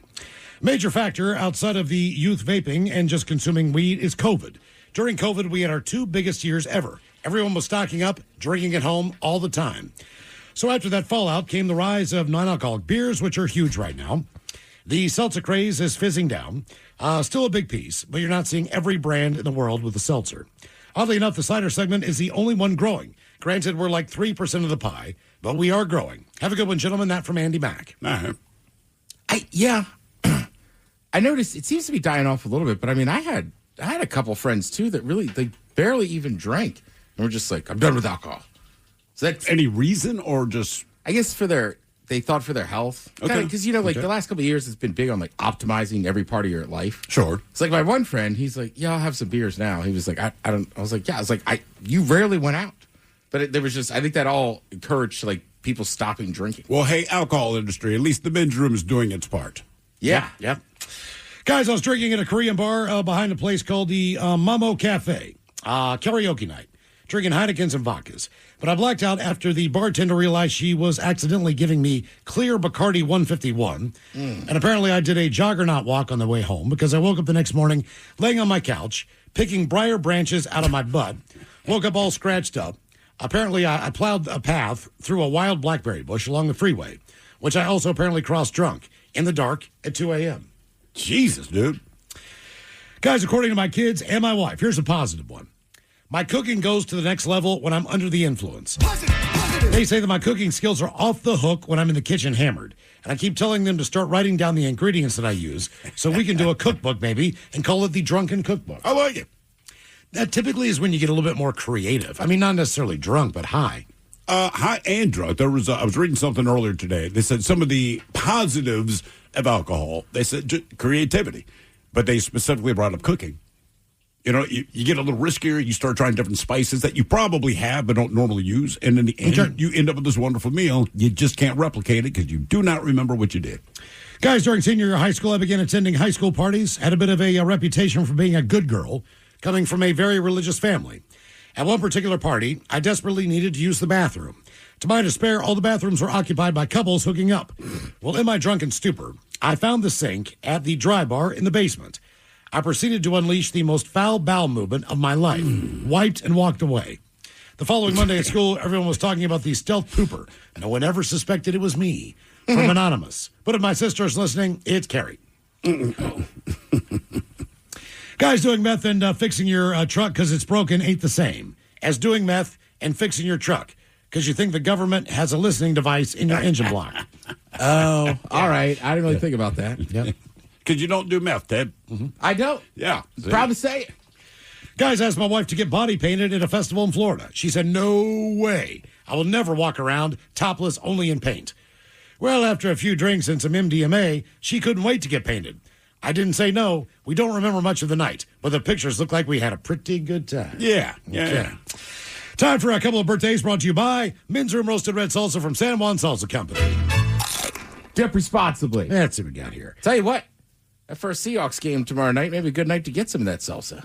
That is a good call, man. Yeah. Hell yeah. What time are they playing? 5 p.m. 5 p.m. All right. Or I said it earlier, but like literally, me and my buddy are getting some of the men's room brats. We're grilling them. QFC in Wallingford has them. All right. If you're looking for them. All right. He already acquired them. Okay.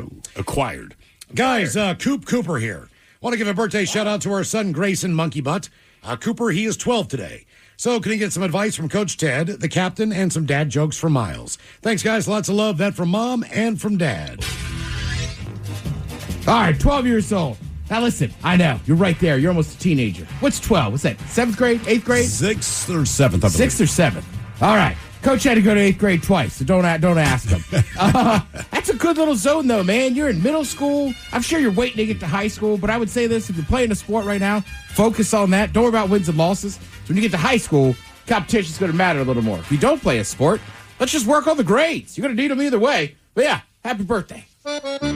Ooh, well, ahoy there, and happy 12th birthday. You know, Coach Ted makes a good point. I concentrated on the grades. Now I'm a freaking billionaire because people buy my cereals. But I told the mascots it was your birthday today. We all agreed, first of all, happy birthday. We all said, you know what? 12 years old, we want you to grow up to be big and strong and healthy. So our advice is don't eat any of our cereals. Get back to us when you're 21. Then we got some real stories for you. Crunch Berries. Dad Joke Friday. For a 12-year-old. Yeah. What's the difference between a teacher and a train? The difference between a teacher and a train. I don't know. A teacher says, spit out that gum. And a train says, choo choo. Oh, damn, you're heckling them? What is the opposite of ladyfingers? What is the opposite of ladyfingers? What? Mentos. Mentos. All right.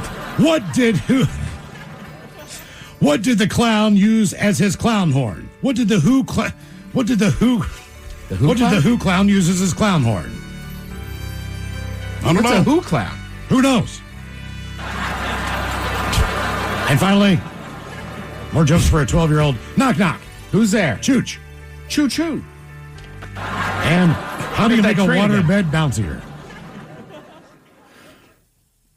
I don't know. Spring water. All right. Okay, there we go. All Michelle is my fiance Taylor is a huge fan. We've met you guys a few times, listen to you every day, and is always showing me all the dad jokes and stuff he hears on the show.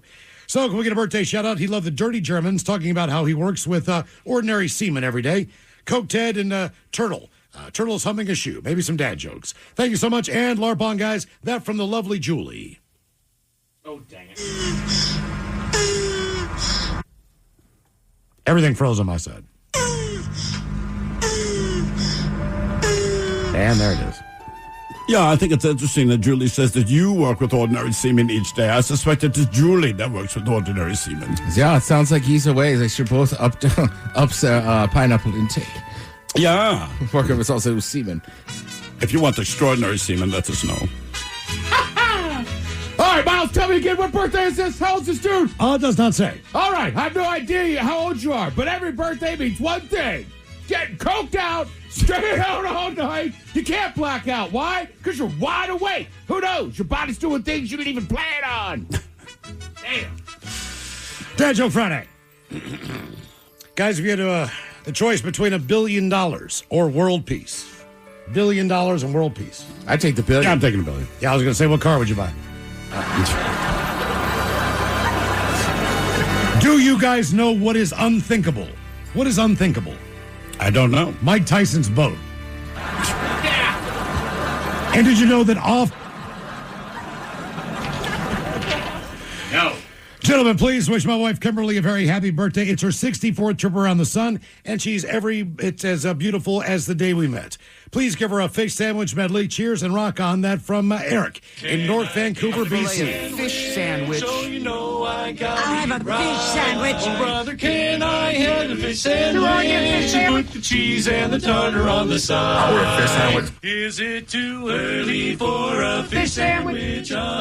Cheese and tartar on the side. Yeah. I smell the fish sandwich. Maybe some relish in the morning. At noon, and at night. Can I buy you a fish sandwich? So you don't want a fish sandwich? And one final birthday, ladies and gentlemen. It is Robin's birthday today. How old, do we know how old Robin is? 29. 29. Just stick with that. Robin, you're getting so old. Okay.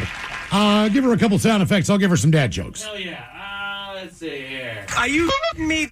She liked that one. She liked the bagel guy. You're not God or my father or my boss. I think order has been disturbed. Ray Lewis. She loved Ray Lewis. Big fan. This one's for you. Knock, knock. Who's there? Britney Spears. Britney Spears who? Knock, knock.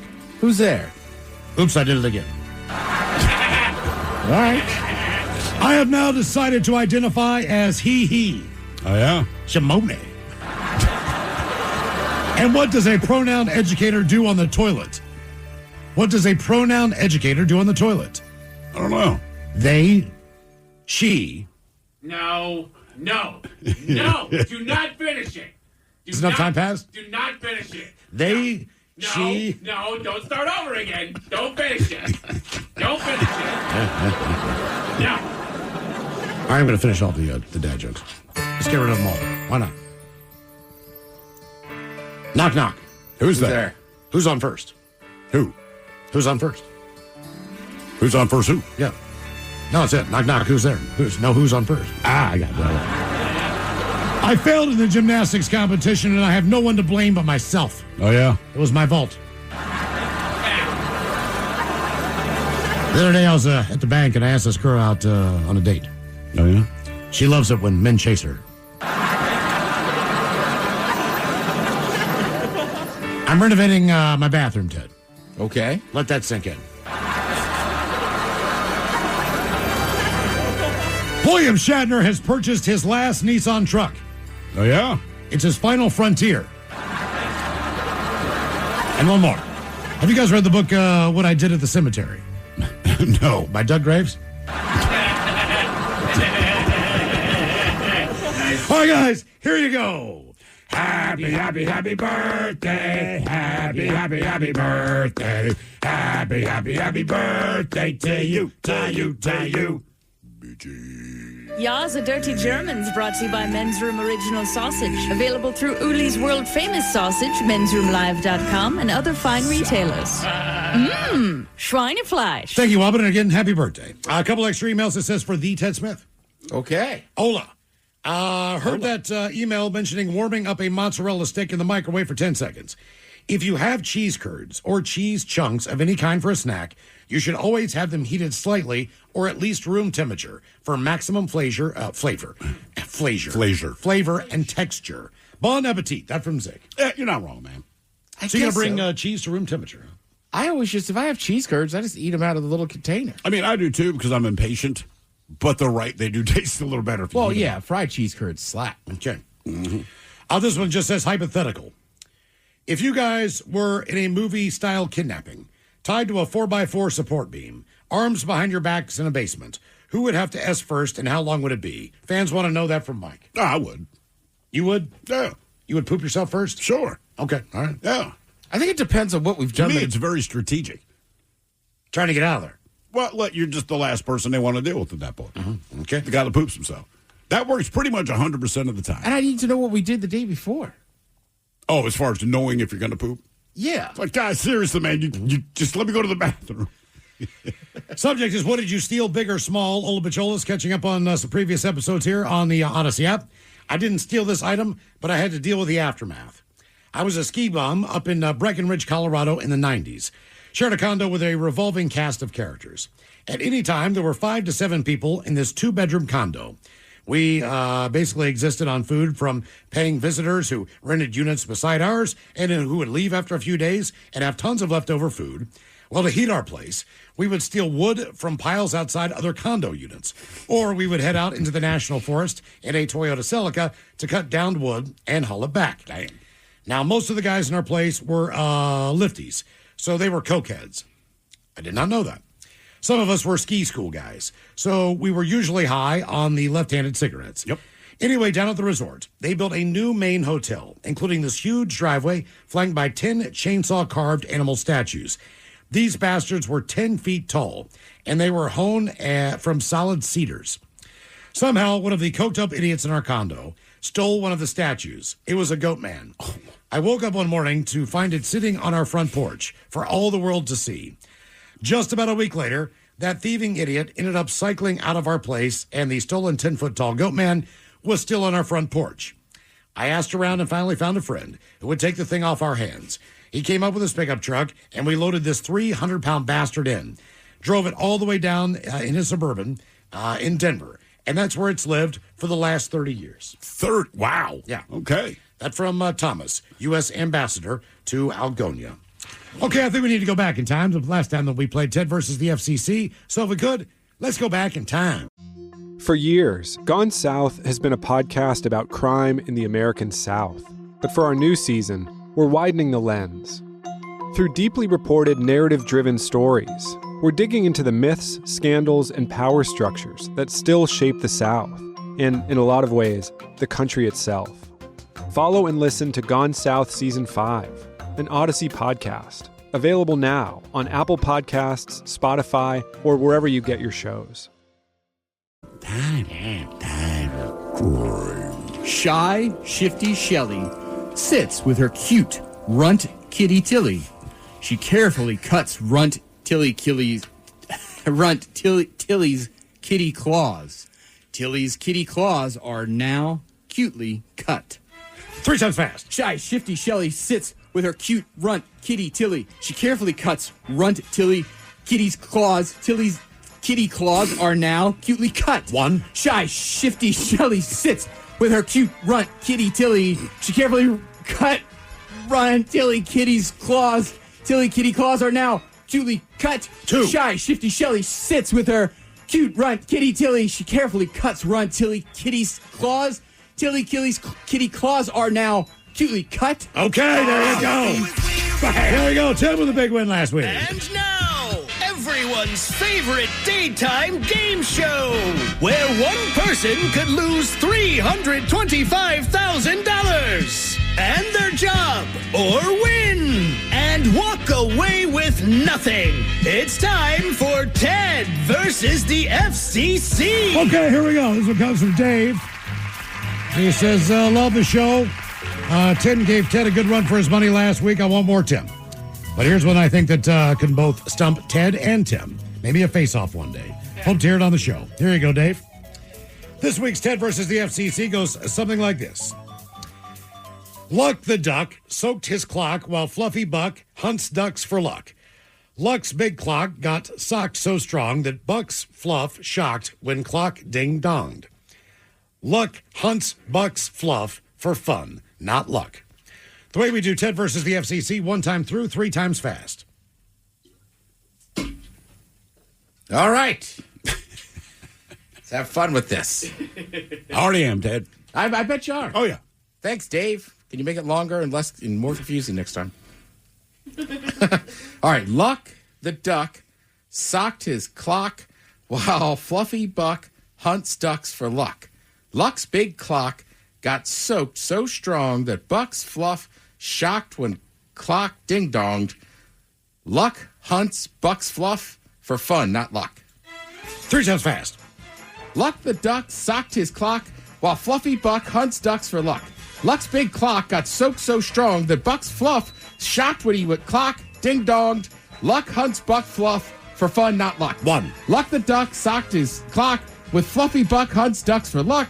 Luck's big clock got so soaked and so strong that the Buck's fluff when he clock ding-donged. Luck hunts Buck fluff for fun, not luck. 2. Luck the duck socked his clock while Fluffy Buck hunts ducks for luck. Luck's big clock got socked so strong that Buck's fluff shocked when clock ding-donged. Luck hunts Buck's fluff for fun, not luck. Golly.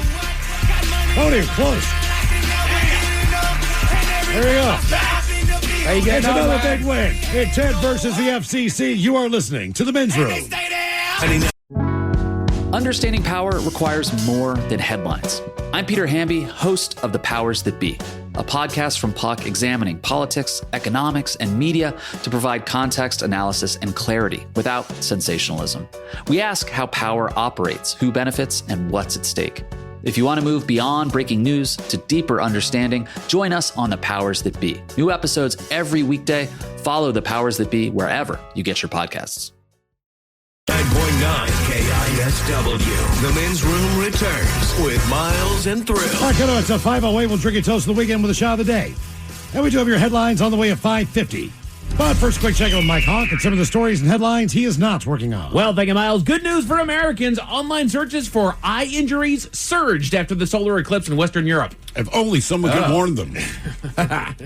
We're not the only ones. Did you see on my personal X account at the Ted Smith? I reposted. Somebody set up a skateboard ramp. All right. And then they timed it out. There was a photographer from like farther away. So like as the eclipse is happening, he goes like up and does a trick and then comes down. So is it like time lapse kind of? He was just up there practicing. And the guy was pretty far, but it just looks so amazing. Yeah. So he's got a solar eclipse on the back of the shot of him doing a skateboard. Correct. Trick. So imagine if you're far away, the way the angle was, if you would just see him going in front of the sun when he's doing it the first few times. But then when the eclipse happened, they timed it out that like as the full eclipse is there, you see him go up and then come down. Dude, if you do anything during a full eclipse, it's going to look cooler. You can be taking a dump in the woods, but you're like, dude, that's an eclipse behind him, right? Yeah, exactly. I mean, honestly. You're right. That's all right. I mean, sadly, you're just saying, right. This is me pooping in the woods, but it's during an eclipse. But the eclipse. Right. It's like, oh, is that guy pooping? Oh, it's during an eclipse. Look at that. 2 moons. There's a parent that's been keeping their kids from watching TV by telling them that it's broken. It's been working for the last 4 months. I mean, they'll figure it out sooner or later, but as long as it works. Exactly. Kids are young enough that they don't know the timeline of getting something fixed. I mean, look, man, we were in Toronto, and the kids were younger. They had to go to Dave & Buster's, but it had to be Dave & Buster's, not an arcade, a Dave & Buster's. It's a place around the corner that was basically Dave & Buster's, but it wasn't. It had a different name. I don't remember what it was. But we're like, let's just take them there, let them get their yayas out. And my daughter, she's just getting to the age where she can start piecing together words. She's like, Dad, I don't think that says Dave & Buster's. I said, they spell it different in Canada. She's like, okay. And they went in and had the time of their life. Reminds me of that Jack Handy. Remember that the thing, the skit that was on SNL a number of years back? Deep Thoughts. Yeah, Deep Thoughts with Jack Handy. Deep Thoughts. It's like, I took my kids to Disneyland, but actually I just drove them to an old, abandoned, burned-down warehouse and said, oh, no, look, kids, Disneyland is burned down. I know. And then we went home. Well, that's what you do for, like, what was it, Disney on Ice or something like that you bailed out early? No, they had to cancel it because the arena was melting. No, not that one. Didn't you blow out an intermission? Yeah, you left. Oh, I did blow out an intermission. It's over. We turned the lights on. I was like, time to go, kids. I guess it's done. There's the end of the show. I bought a couple flashlights. Out the door we went. That was brilliant. Smooth. As soon as you said that, I was like, that's freaking brilliant, dude. Don't do an intermission. Right. No kidding. Yeah. For a kid's show. Jeez, always. You need an intermission. You do to sell merch. They don't do it based on the time length of the show. They do it because they bring all the people down the stairs. Yeah, to sell all you the crap. Yeah. They have a storyline with these shows and whatnot. They could literally just parade the characters out there to dance around for the kids don't care. They don't. They are mesmerized. They're amazed. They are in their Shangri-La. So that's right. And you spend a lot of money on plastic stuff that breaks in 24 hours. No snacks. Yes. Lots of snacks. Correct. Gotta have the popcorn. To their credit, they do sell beer. That was the one thing I was saying about. I'm just grumbling when we're walking in, and she's like, "They sell beer." I'm like, you know what? Strike everything I said from the record. We're fine. And I say it every year. Hell, I ran into Joe Dredd. One year. Go to the damn Globetrotters. I know it's supposed to be for children. Dude, it is awesome. It is such a good show. A former college track star unofficially broke a world record by running a mile in 4 minutes and 17 seconds while pushing his daughter in a stroller. Dang. Oh, wow. Cool. Oh. That's moving it. So does the daughter get credit too? Right? She should. No, because she rolled faster than any child has rolled a mile. And the record is because he had a child in there. Without the child, that's just a dude pushing a stroller. I think her name needs to be in the record books. I mean, that kid could have been in a car that was, doing a mile in 1 minute. Could have been, but that's the only kid that's been in a stroller that has traveled that fast while being pushed by a human being. Thank you, Thrill. That's fact. I mean, that's a fact. She's a record holder. Otherwise, the record doesn't exist. Put some respect on her name. If a car breaks the speed record, are we going to give the credit to the dude that drove it? No, it's the car. Hey, look, I don't want to make the big deal, but these are apples and oranges, okay? The record is because he was pushing a stroller with a child in it. So the child is integral to the record. Yes. If the kid isn't in there, he doesn't have a record for anything. He's Correct. just a weird dude running fast with an empty stroller. If the dude is not driving the car can't go that fast. They don't give him credit. He should get credit. He drove it. Well, at least you're consistent. And the car should get credit. The car's the only thing that gets credit. Yeah. This is the fastest car. Oh, by the way, Jake Myers drove it. Like, who cares? It's important to know. Put your thinking caps on, Jen. It's time for the Merriam-Webster word of the day. I'll give you guys 20% chance of success on this one. 20% six. Yep. It's an adjective that begins with the letter V, currently open to all. And this is a formal word indicating a lack of thought, intelligence, or Vapid. substance. Not vapid, no, sir. Damn it. A lack of what? Lack of thought, intelligence, or substance. 2 syllables. No, that's not it then. I was going to say vacuous, but that's 3 syllables. That's exactly. Yes, it is. 2 syllables. Jesus, Mike. So it is vacuous. It's vacuous.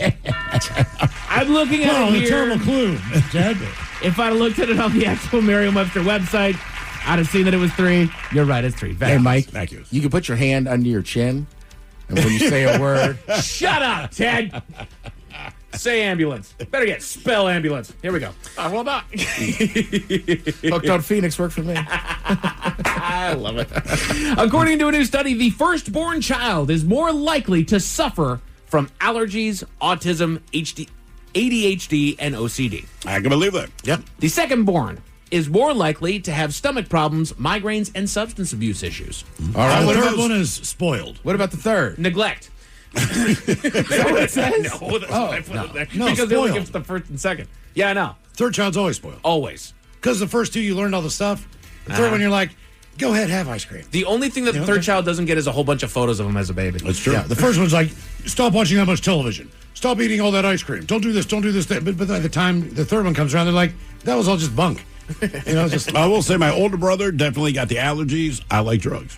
It plays out exactly as you said. Let's see here. My older That's sister. a lot of heat here. You can see, sounds like you guys are jealous of the third. Not you, Thrill. You're cool. Not jealous. Not jealous. Some thirdborns are cool. Some. PSA to the gym bros: dry scooping at the gym can be bad for you. dry scooping. Oh, it's like your pre-workout. Instead of mixing it, just take it down the hatch. Yeah. Wow. Yeah. 1, it's terrible, and 2, it's bad for you. Don't do it. I mean, if you're in a hurry, I get it.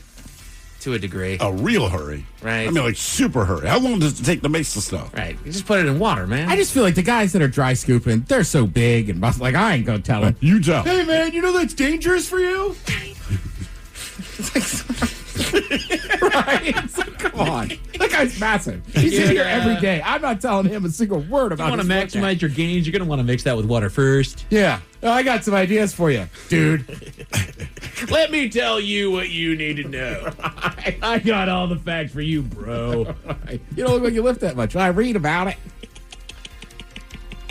I did my research. There's a woman in China that's been being accused of financing a short format drama series simply because she wanted to star in it and make out with the young lead actor more than 60 times. Oh, she's going to be Sweet. Who Sucks Less next week. Is she really? Oh, yeah. I read through the whole thing. That sounds like It's a lot of ridiculous. Hollywood. No It kidding. is. Like, Yeah. It is. I think they're just calling her out, too. I mean, she's financing it. She's putting herself as the star of it. She's clearly written this thing to where she can make out with a young dude. So that was the whole times. thing. And she said the entire staff's like, look, I know you hired us, but we're actually trying to make a film. And Gotcha. the script you have is stupid. But it wasn't just kissing; it was French kissing specifically. So even the lead actor was like, "Hey, man, what's with all these rewrites?" And she's like, "We need more kissing." Anyway, We need more so keep in makeout mind, scenes. She financed the movie, but when they brought it to a distributor, the distributors are like, "What's with all the kissing? This is ridiculous. Seriously, we're not releasing this. This is ridiculous." So she did finance the film. They're in the film, but don't confuse that for having it be released. So they went to the distributor. The distributor's like, there's a plot, but the only action that happens is that this old lady keeps making out with this young dude. Seriously. So they're like, this is a piece of ass. We're not putting this out. So everyone put in the work. They got paid. They did. That movie will never see the light of day. They get 0 residuals. Yeah. Because everyone was like, we're not putting this out. If she made the movie, then she got in all the kissing. She did. She did. Oh, she did. She got what she wanted. She definitely did. She's a star, and she made out with a young actor. Oh, yeah. Young lead actor. Yeah. Distributors are like, this is oddly gross. We're not attaching our name to this. Weird. Yeah. Coming to Netflix. Right. That boy called Netflix. So finance that. That would be another move, man. If she put more money behind it, stream that service to make sure that it got out there. I want people to see this. I want people to see this. I want to have the trophy. Yeah. Give me an Emmy. The story it's crazy, man. Oh, jeez. Sometimes it's necessary to take someone down a peg, but you don't want to sound overly insulting. Luckily, we've got you covered. The Men's Room Top 10. The Men's Room Top 10. So this came to us from BuzzFeed, and they are basically just clever insults that went over people's heads. Okay. You know, you don't really know that you're being insulted if you're stupid. My favorite people to insult. No kidding. So imagine you got somebody that's just doing something stupid, and you say, I expect nothing from you, but you still manage to disappoint me. Oh, damn. Zap. I feel like that's something your teacher said at some point. Right. As you're going through school. I bet you all 10 of these at some point. I mean, not word for word, but like I feel like every teacher has said something roughly like that to me at some point during my school years. And it adds the extra because I know you're calling me stupid, but then you throw the disappointment at how stupid I am on top of it. Like, now I just feel even worse. I mean, it's a good one, though. It is good. It's not. I don't know if I'd have the guts to say that to somebody. Ted, I admire your ability to be so wrong with such confidence. Yeah. I have said that before. Oh, yeah? Yeah. You know that guy. Like, dude, you're so wrong, and I just love how confident you are when you say it. Because confidence goes a long way. Right. Right? I have a buddy I'm going to use that on. Oh, yeah? Yeah. Do I know him? Yeah, he says everything very confidently. Yeah. And we were having this, and I was like, and I finally had to say, you're just dead wrong. Right. Like, I don't want to, you're backing me in a corner. Like, I'm not getting an argument. Like, you're just wrong. Right. But I like the confidence. Right. So, like, it probably would have been better if I'd said, like, what is the line again? I like the way you confident. I admire your ability to be so wrong with such confidence. Yeah. That would be a little easier than me just finally being like, hey, you're just wrong. Right. Shut up. I had a buddy who, he tried to level with it, and he was like, I know that I'm wrong some of the times. You guys need to call me out when I'm wrong. I hit him square between the eyes, and I said, you need to not be so sure that you're wrong. Not right. Yeah, or so sure when you are wrong. Yeah. Rather. Just the facts that he spews out, just like, no, this totally is. I have to bring out like a 4-page dissertation as to why you're wrong before you'll admit it. So don't tell me that. One of those. Yeah, okay. exactly. Like, no, you got this in your head years ago, and you've kept it there. You're wrong. 1 + 1 is not 3. Exactly. Steve, I refuse to have a battle of wits with an unarmed opponent. Yeah. That's a good one you could use in a bar. Oh, yeah. That is. I refuse to have a battle of wits with an unarmed opponent. Someone just popped. Once you said at the bar, I went to our watering hole and somebody popped in my mind instantly. Oh, yeah? Yeah. Oh, yeah. Yeah, boy. That's fun. I don't know if they're stupid. I just feel like they're stupid when they talk to me. If it's the same person I'm thinking of, too, I think they just like to argue. Yes. I think they do. But it's frustrating because I don't want to argue. But, like, one day I want to drink my beer. Right, we were talking sports, and again, I was just like, that is just wrong. Right. Like, You it's can not how it argue works. opinions. Correct. We discuss facts. Right. You can't argue a fact, man. Right. Miles, you're the human equivalent of clicking accept all without reading. Damn. Yeah. I do that. Okay. Yeah, whatever. That is what it is. I like it. Ted, you possess a mind completely unbroken by the burden of an original thought. Oh, damn. Wow.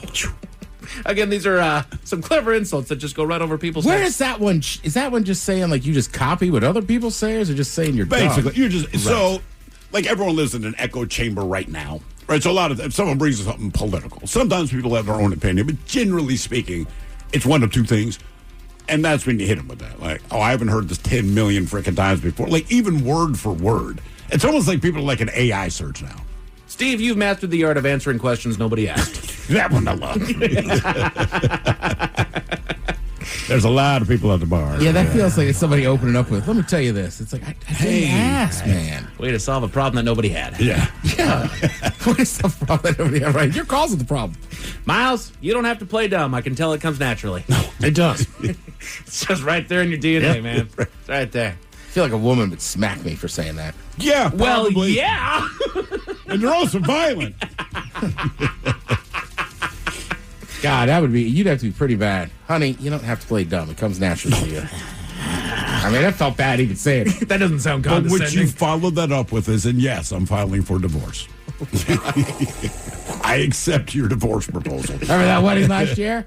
You did look fat in that dress. I don't know. Ted, I'd agree with you, but then we'd both be wrong. Oh. All right, that one's not too bad. I like that. That's a good kind of toss away. Right, that's a shutdown right there. Well, I Yeah. agree with you, but we'd both be wrong. Yeah. What's the one I use sometimes when I stole from Buddy Cop? I don't like the guy, but he's right. You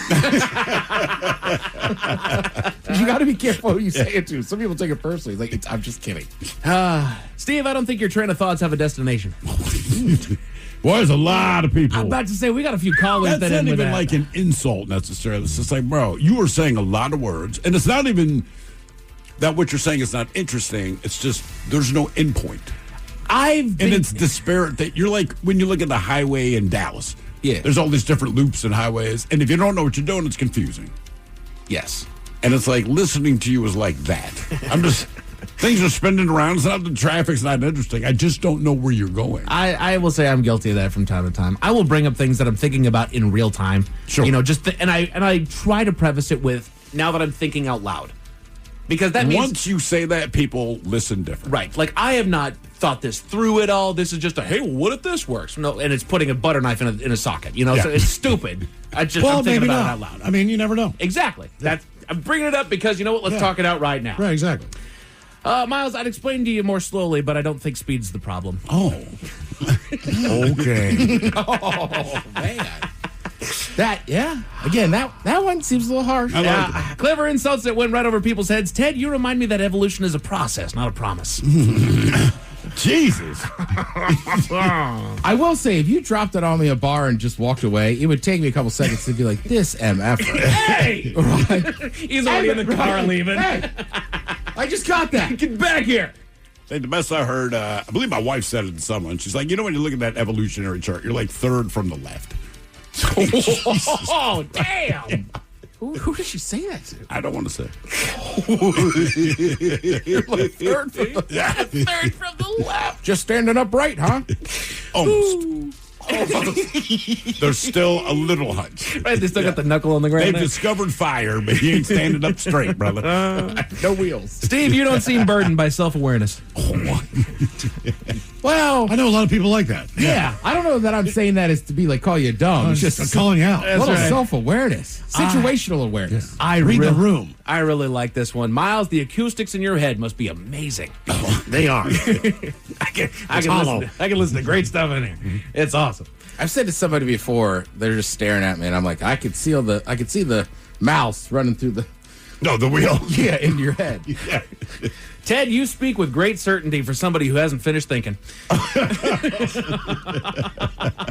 You ain't thought this through yet, have you, bud? Say that again. You speak with great certainty for somebody who hasn't finished thinking. All right, I'm gonna use that to save that one. Ted is just tacking all these up in his brain. Like, hang on, we're gonna start deploying some of these. Poor Marshall's gonna be like, what did I do? Like, no, man, I just learned these. Steve, you're the first person I know that's actually met their full potential. Oh, damn. I like that one because it's a backhanded comment. Right, it is. Because that's, on the surface, it's like, thanks, thank man. you. Yeah. You've maxed out, my guy. Just stop trying. You're right. That That's sounds like better. a compliment. You've maxed out, man. You friggin' did it. And Hey, you can chill the rest of your life. Man. You ain't getting any smarter. you beat the final boss. Well done. Game over. Shut down. You beat Tyson. You beat Tyson. And then I'll give you this last and final insult that's just too clever to go for everybody to get. Miles, Intelligence has been chasing you all your life, but you have always just been too quick for it. I'm fast. I'm so fast. I'm so damn quick. It will never catch me. Try it again, intellect. Miss me. Miss me. Look out. I got spell check. What bounces on me sticks to you. A woman in Pennsylvania crashed her car into oncoming traffic, but you won't believe why, Miles. Oh, man, why? Yeah, I'll tell you all about That's it a at bad 5:50. It is. Thank you, sir. Headlines are coming up at 5:50. In the meantime, we made it to the weekend and drinking time. Somebody out there deserves to be recognized. And the men's room knows just who it is. So to you, we say, bottoms up, sailor. You're the toast of our shot of the day. Drink time it is, and as usual, we head to the drink desk and Steve a Thrill Hill to find out who we're toasting. Yes, indeed. And today, we toast 49-year-old Marcus Jordan of Columbia, Missouri. Now, yesterday, Marcus was at the Boone County Courthouse, and he placed his bag on the conveyor belt for screening. Now, to keep in mind, we do not know why he was there. Mike and I surmise he's there to answer for something else he's already done. Yeah. The reason we think that is, when he put his bag on the conveyor belt, the screening guard, they observed what appeared to be a throwing star, a meth pipe, and a bag of meth. Keep in mind, again, you brought it with you and you voluntarily put it through security screening. Whatever.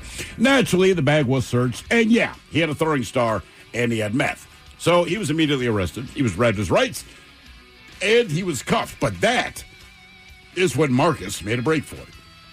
Even though his hands were cuffed behind his back, he realized security did not realize that they had left the front door open.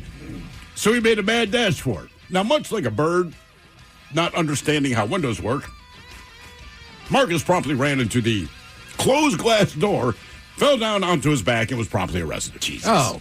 Yeah, they read him as Miranda. They cuffed him. They see him look, and he's like, ha ha! They just watched him run and fell down like, Jesus Christ, guy, it's glass. That is a glass door. Yeah, so he was essentially caught twice. He's being held on $30,000 bond. Side note, if you have a throwing star, methamphetamine, and a meth pipe in your bag, do you bring it with you to a courthouse? No. If you do bring it to a courthouse and they have a conveyor belt, would you not say, hey, I'll be right back, step outside and ditch it? Anyway, he put it on there. He got busted. But a man who doesn't understand what glass is, that explains a lot. That's a good point. Like, was he planning to smoke meth while he was in said courthouse? You know you're going to court. Yeah. That is why you were there. You know you have meth in your bag and a throwing star, side note. Don't put it on the conveyor belt because they're going to notice. Even if they don't notice the meth, they're going to notice the throwing star. So they're going to open your bag, and then they're going to find the meth, and then they did. And then you're going to get arrested, and he was. And then he tried to escape, but he ran into a closed goddamn glass door because he's an idiot. But I guess that's what happens on when you're on meth. I think if you buy enough meth, like by like the fifth time, they give you a throwing star. They do, yes. It's like a little punch card. Yeah. Same deal, yeah. So we pour this booze, and we drink this booze because we think it's yummy. Yummy! So over the tongue and down the throat to party in our tummies. Down the hola, bijola. All right, let's get a contestant on the line for Profile This, 206-803-ROCK. Profile This is next. Hey guys, Fly on the Wall is back for another season. That's right. On audio and video every Monday and Thursday. Follow and listen to Fly on the Wall everywhere you get your podcasts. Most of the time, La Playa sounds like this. For some, La Playa also sounds like this. 30, the 20, the 10.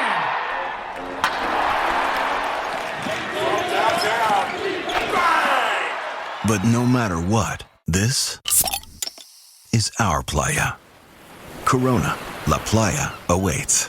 Relax responsibly. Corona Extra Beer, imported by Crown Imports, Chicago, Illinois. Most of the time, La Playa sounds like this.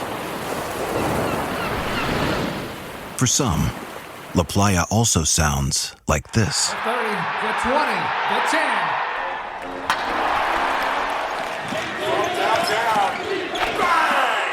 But no matter what, this is our playa. Corona, La Playa awaits. Relax responsibly. Corona Extra Beer, imported by Crown Imports, Chicago, Illinois.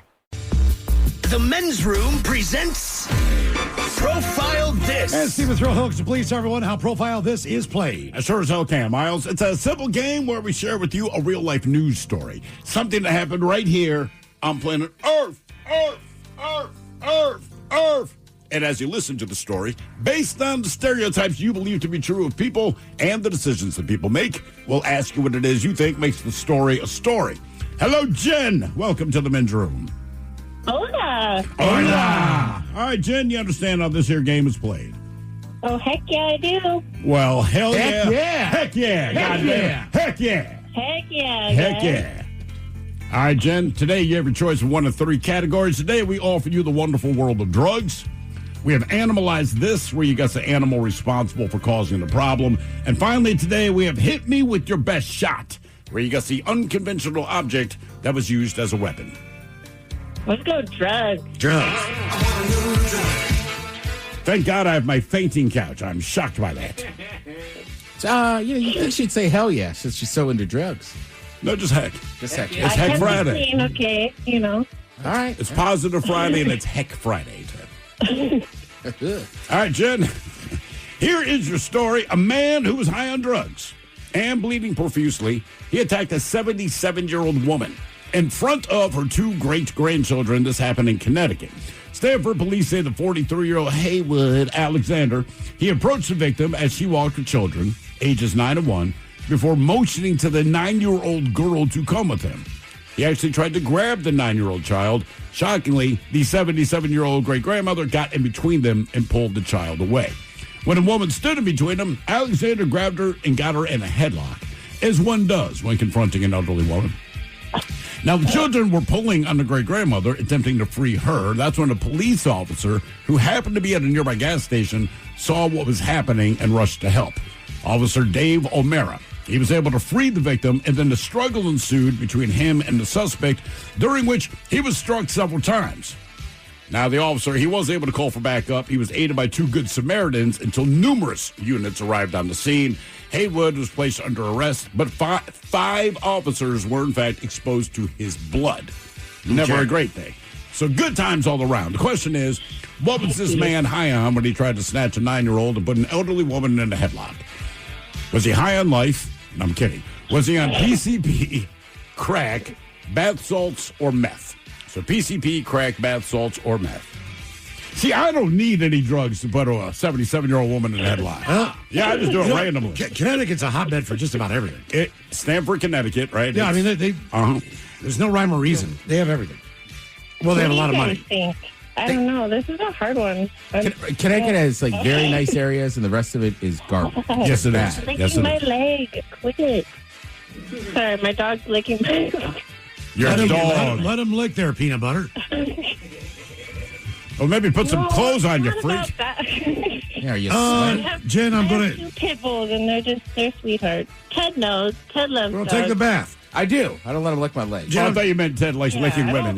Jen, I'm going to take bath salts. I mean, we got a Blue Chew ad going. I mean, that's, something. Yeah, all right. Hook him up. Friend me on Facebook. I don't know. PCP. PCP for Ted. Oh, PCP. Okay. I think I'm going to go bath salts. That kind of sounds all right, me and you bath salts. a little trippy. Okay. Sounds like your dogs are giving you a bath. Yeah. What was this guy on? PCP, crack, bath salts, or meth? We'll find out next. That was a tease. You are listening to the men's room. Most of the time, La Playa sounds like this. For some, La Playa also sounds like this. The 30, the 20, the 10.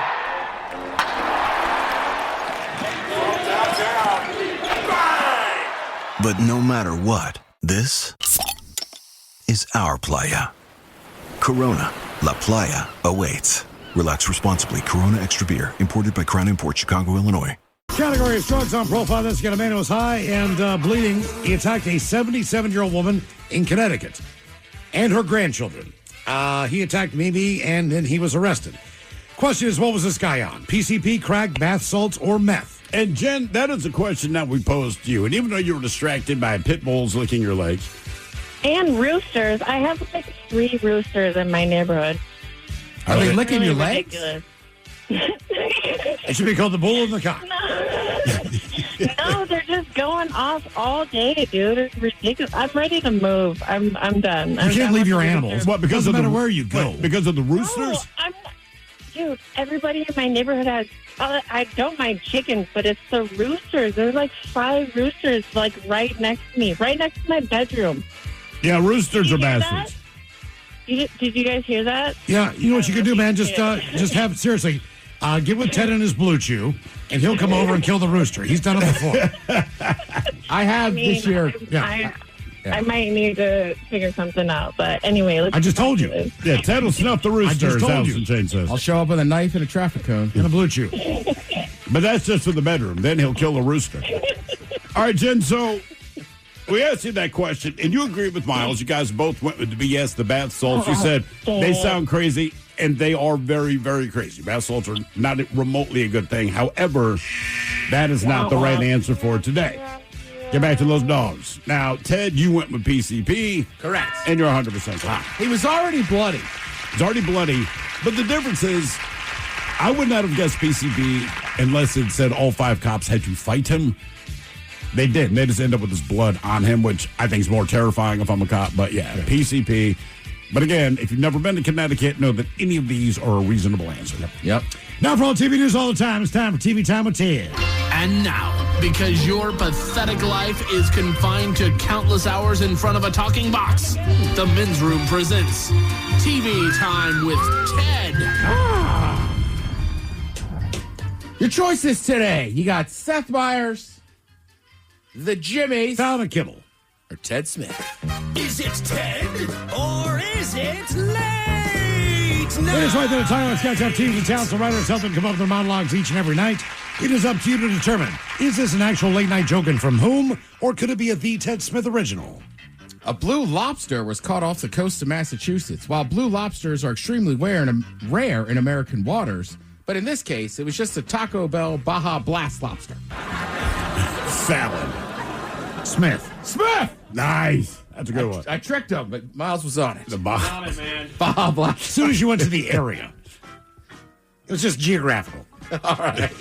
He had 3 Taco Bell jokes. I'll sneak one in. Goldfish is launching its first ever gluten-free cracker. Not to be outdone, Nabisco announced their animal crackers will now be cage-free. Seth. Fallon. Goldfish is launching the first ever gluten-free crackers. Not to be outdone, Nabisco announced their animal crackers will now be cage-free. I like to bite their heads off first. Because you're weird. All right.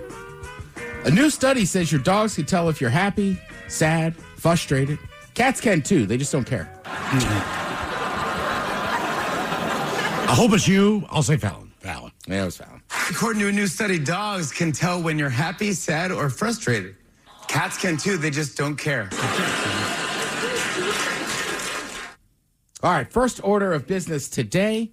Got to give a massive congratulations out to the Tacoma Soundview Little League team. They won the region. They will be advancing, I believe, from the Northwest. The Northwest tends to put teams in there, but good for them. They won last night. They'll be in the Little League World Series in Williamsport, Pennsylvania. What team? What's it? Tacoma Soundview. Tacoma Soundview. Okay. Yeah. Yeah, it's Soundview Little League. I mean, that's just awesome for them. They beat a team from Idaho. Way to go, boys. Yeah, it's huge, dude. Good for you guys. That's awesome. Good for them.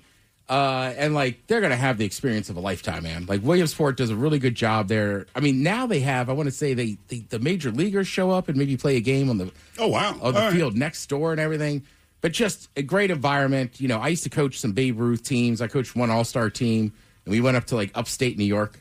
It's just fun. I mean, we were coaches. It was fun for us. Sure. It's fun for the kids. But being on national TV in the Little League World Series, I saw that last night, and I was like, good for them, man. I like seeing 10 and 11 and 12-year-old kids wearing Oakleys. I don't know why it cracks me up every time, but there it is. Yeah, I saw a kid the other night, right, as they put up, their stats. And the kid was, I felt for him. He was 5'8", already 240. Jesus. And then his little comment was, eats a Snickers before every game. Yeah. Well, he told the truth. Yeah, he did. We believe you. Yeah, exactly. Favorite food, salad. You sure? Chicken. If any of those coaches happen to be listening or any of those players, just remember, when you get there, you will be in the Little League World Series. The bases are the same distance. So is the pitching mound. It's the same field you played on. It's just going to be more people. Just ignore. Yep. That's Play true. your game. Yeah. All right, let's see. You know what? I always like these lists. Let's talk about tipping. Celebrity tippers. All right. Miles, without even having to go through this list, who's the worst tipper of all time? Scottie Pippen. Yep. I used to call him No Tippin' Pippin, Mike. Well, times were tough. Money was tight. No, he's just No, he's an a-hole. That's all. Correct. The stories I ever heard was that Jordan would go back to some of these restaurants and would put money down. Look, it's one thing not to tip. It's another thing, if you've heard of his legacy as far as this, to treat people like crap the entire time that he sits down. So it's the cherry on top of the crap sundae. That's literally what they say here. Because these are people that waited on these people. He was rude, complained about everything. Although he ate everything in front of him, the bill was $425. He left me $2. That's why he's called No Tippin' Pippin. And he's an a-hole. This one kind of shocks me. They say these are the worst celebrity tippers. 50 Cent. Didn't leave enough cash for the bill and tried to walk out. It's right in his name. Yeah, I like 50. Come on, man, tip. Yeah, come on, dude. When you're worth that much money and you go into a place and ask for their services, tip. And you don't have a credit card, Curtis? Like, seriously. And who knows? Because, Pippen, some of these probably go farther back. Well, he barely left enough money to cover the tab, you said. Right, yeah. So, you don't have a credit card? And some of these people, too, I know some people that have waited on some very famous people, and they were like, don't get me wrong, I don't like the guy. He's a politician. I think he does terrible things. He was very rude. They're like, but he tipped us $200 on, and they're just like, so I'm not going to complain. So you hear both of those stories. And I'm not going to name names, but I've gotten the in on Nashville. I was talking about it earlier. Apparently Darius Rucker is the man. Oh, yeah. Yeah. Well, even look, Kid Rock has changed over the years, but apparently if you work for him, he is just beyond generous. I'm sure. Yeah. His bar was always rocking. Was it? Oh, it was the loudest bar of anyone out there. His rooftop, you could hear the bands every single night. That adds up. The worst tippers, Jennifer Lopez makes the list. Really? She and her entourage ran. My friend Raggett insulted him, held the table for 3 hours, and stiffed him. Why am I not shocked? I am not shocked by that in the least bit. I haven't heard, good temperament press out of that woman for ever. Yeah. No. This one, again, kind of shocks me. They say John Cena. Not only did he not tip, he ghosted on the bill altogether. Dude. He was so awesome when we met him, right? Just like the nicest guy you ever meet. He does amazing things for his fans. He does. He does. Yes. He does all the kid stuff. He goes to the hospitals. But I bet you he doesn't cook. So if you're going to go out to eat, come on, man. It could be a one-off. You never know. Yeah, you're right. No, it's not a one-off to not tip. I have gone out since we've been here. I've always left a tip. You just don't forget that. If you have an assistant taking care of that, you could say, hey, dude, what did you do there? Yeah. That's ridiculous. But if it's you... The only time I believe a bad tip is just if the service is just that bad. Yeah, the service is that bad. That's all. Yeah. Well, and them saying that he ghosted on the bill, too. What does that mean? It's not that he dined and dashed. What do you mean he ghosted on the bill? I'm assuming obviously he didn't pay it, but I'm assuming maybe he thought somebody was covering it. Maybe. Right? I don't know. I've been guilty of this, too, before. You thought someone else had the bill and got up and left. Correct. I use that excuse all the time. Well, I've also taken sports tickets before, and then later been like, "Oh, I owe you? I thought you said you were giving me those." I know. People phrase No, things give me correctly. 200. Right? I wouldn't have gone with you. My bad. Harsh reality. Let's see. Tina Fey. They say she was demanding and smoked a cigarette at the outdoor table, even being asked not to stop. She left less than 10%. Dang it, I like Tina Fey. Yeah. It's probably because they asked her to stop smoking, too. That's a policy. That's not someone giving you grief. Right, but people don't like when anybody has anything negative to say when they're in the service industry. No, look, you're not wrong. But look, there's a lot of laws I don't like, but I can't tell the cop, Right. yeah, man, I don't agree with that law. And she should know better than that. Since they stopped asking smoking or non-smoking, when have you been allowed to smoke at a table? Right. If they don't ask, you know the I don't answer. care if you're inside or outside. I think it's completely ridiculous when you're outside on a deck or something at a bar that sells alcohol. Step over the you railing. can't smoke a cigarette or your vape. But with that said, Kind of like Thrill saying, you follow the rules. Rules are rules. I think a lot of things are ridiculous, but it's just part of life. Yeah. And if that's the biggest problem I've got, I'm living my best life, baby. Jane Fonda, they said they came into a small Irish pub with Sally Field. Dang. Fonda paid for the bill, left a zero on the tip, and then Jay-Z. Not only was he rude, but he also did not tip. Huh. But he doesn't have My interaction with him was great. Yeah? But he was young and poor. Yeah, that's it. Now let's get to the good stuff. Let's get to the people that are the best celebrity tippers. Let's go. They come from music. They come from TV. This one shouldn't shock me. I know he annoys a lot of people. I think he's hilarious. I know he kind of does the same shtick all the time. Kevin Hart. I believe it. This person said he tipped $300 on an $80 bill. Damn. Yeah, he's that guy. I'm almost assuming, though, these guys go out a couple times a day. They might. For food. Right. Unless they're at home. Because they're always on the road doing all kinds of stuff, so. Sure. And honestly, most of the people on this list are not going to shock you. There's only a couple. Jack Black tipped $300 on a tab around $500. Also very nice. Said goodnight to the waiter, the whole staff on his way out. I haven't heard really anybody that has a bad experience with Jack Black. No, and he must have bad days. But to his credit, he seems to kind of suck it up and is always cool. Like, I'm with you. Anybody that I've ever met that's met him personally was like, he was super nice. Like, everybody he interacts with. I mean, he showed up to the F1 race and people were like, and one guy I followed the photographs, everything. He's just like, he was the nicest celebrity I've ever met. Especially with him surging in the last couple of years. Yeah, good for him. Like this next generation, they love Jack Black. Well, if you're going to be a celebrity and go out in public, whether you're having a good day or not, you have to suck it up. And if you can't suck it up, you're a goddamn child. Sorry. I mean, that's what adults do. I can come home from a horrible day at work and my kids won't know it. Yeah. Right? It's just that simple. Exactly. A little blast from the past. Elvis Presley. I'm going to leave you this tip. Now I want you to take this and buy yourself some burning hunk of cash. Here's a $5 bill. They said he came in with some officers, stayed for over an hour. They had a meal and a few beers. Elvis left $5,000 plus a large tip. And then I guess the cops he was with were like, oh, this is just what Elvis does. God damn, that food was good. He left $5,000 and a large tip, you know what I mean? Peanut butter and jelly, peanut butter. Oh, yeah, baby. I just had sausage cook in the bathroom. I'm going to give you a big tip. I'm going to go poop and die. Again, these are the best tippers. Shaq paid for everyone's meal in the restaurant, tipped his server $300, gave each other member of the staff $100. I believe that. That man throws his money at everybody. He does not give any F's about his money. Whether you like his comedy or not, I love his comedy. I think he had one of the best shows ever, sketch comedy shows. Dave Chappelle. He's incredibly respectful and polite. He referred to me by my name and tipped me more than 100% in cash. Yeah, but I also bet that you ignored the fact that he smoked cigarettes inside of your restaurant in spite of the 15 no smoking signs. Yeah, see, that's well, being nice goes a long way. Yes, it does. And just personally, I can tell you, the old McCormick and Schmick's that was down on like First. Third? That was the very first one. I was in there one night. I had, my mom was in town and we were having dinner. My buddy, his wife, she was like a manager there. AC/DC was in the back. Yeah. Right. So she told us, we like walked by. We weren't going to say anything. Just a peek. Right. They were very nice. She was like, but when they left, she was like, oh my God, they left us the biggest tip we've ever had at this restaurant. Good, man. I believe it. Right. So Dave Chappelle, David Lee Roth. Oh, I believe it. He brought me like almost a half an ounce of weed back in a private jet from Amsterdam. Didn't want a dime.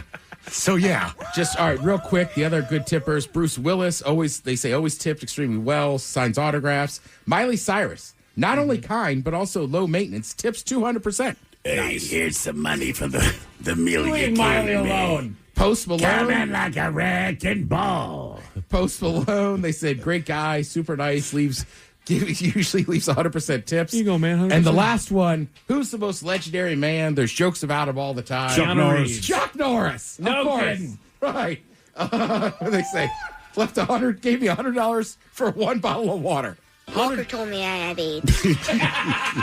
Oh, hey, don't forget, this weekend, Seahawks fan. It doesn't matter, but I'm fired up. 5 p.m. tomorrow, Seahawks first preseason game. Thank you, Tim. We appreciate it. You're listening to The Men's Room. The Men's Room returns with Miles and Thrill. Now, let's see what's happening in the real world. All right, here we go. Man goes to the courthouse and brings along his meth and his pipe.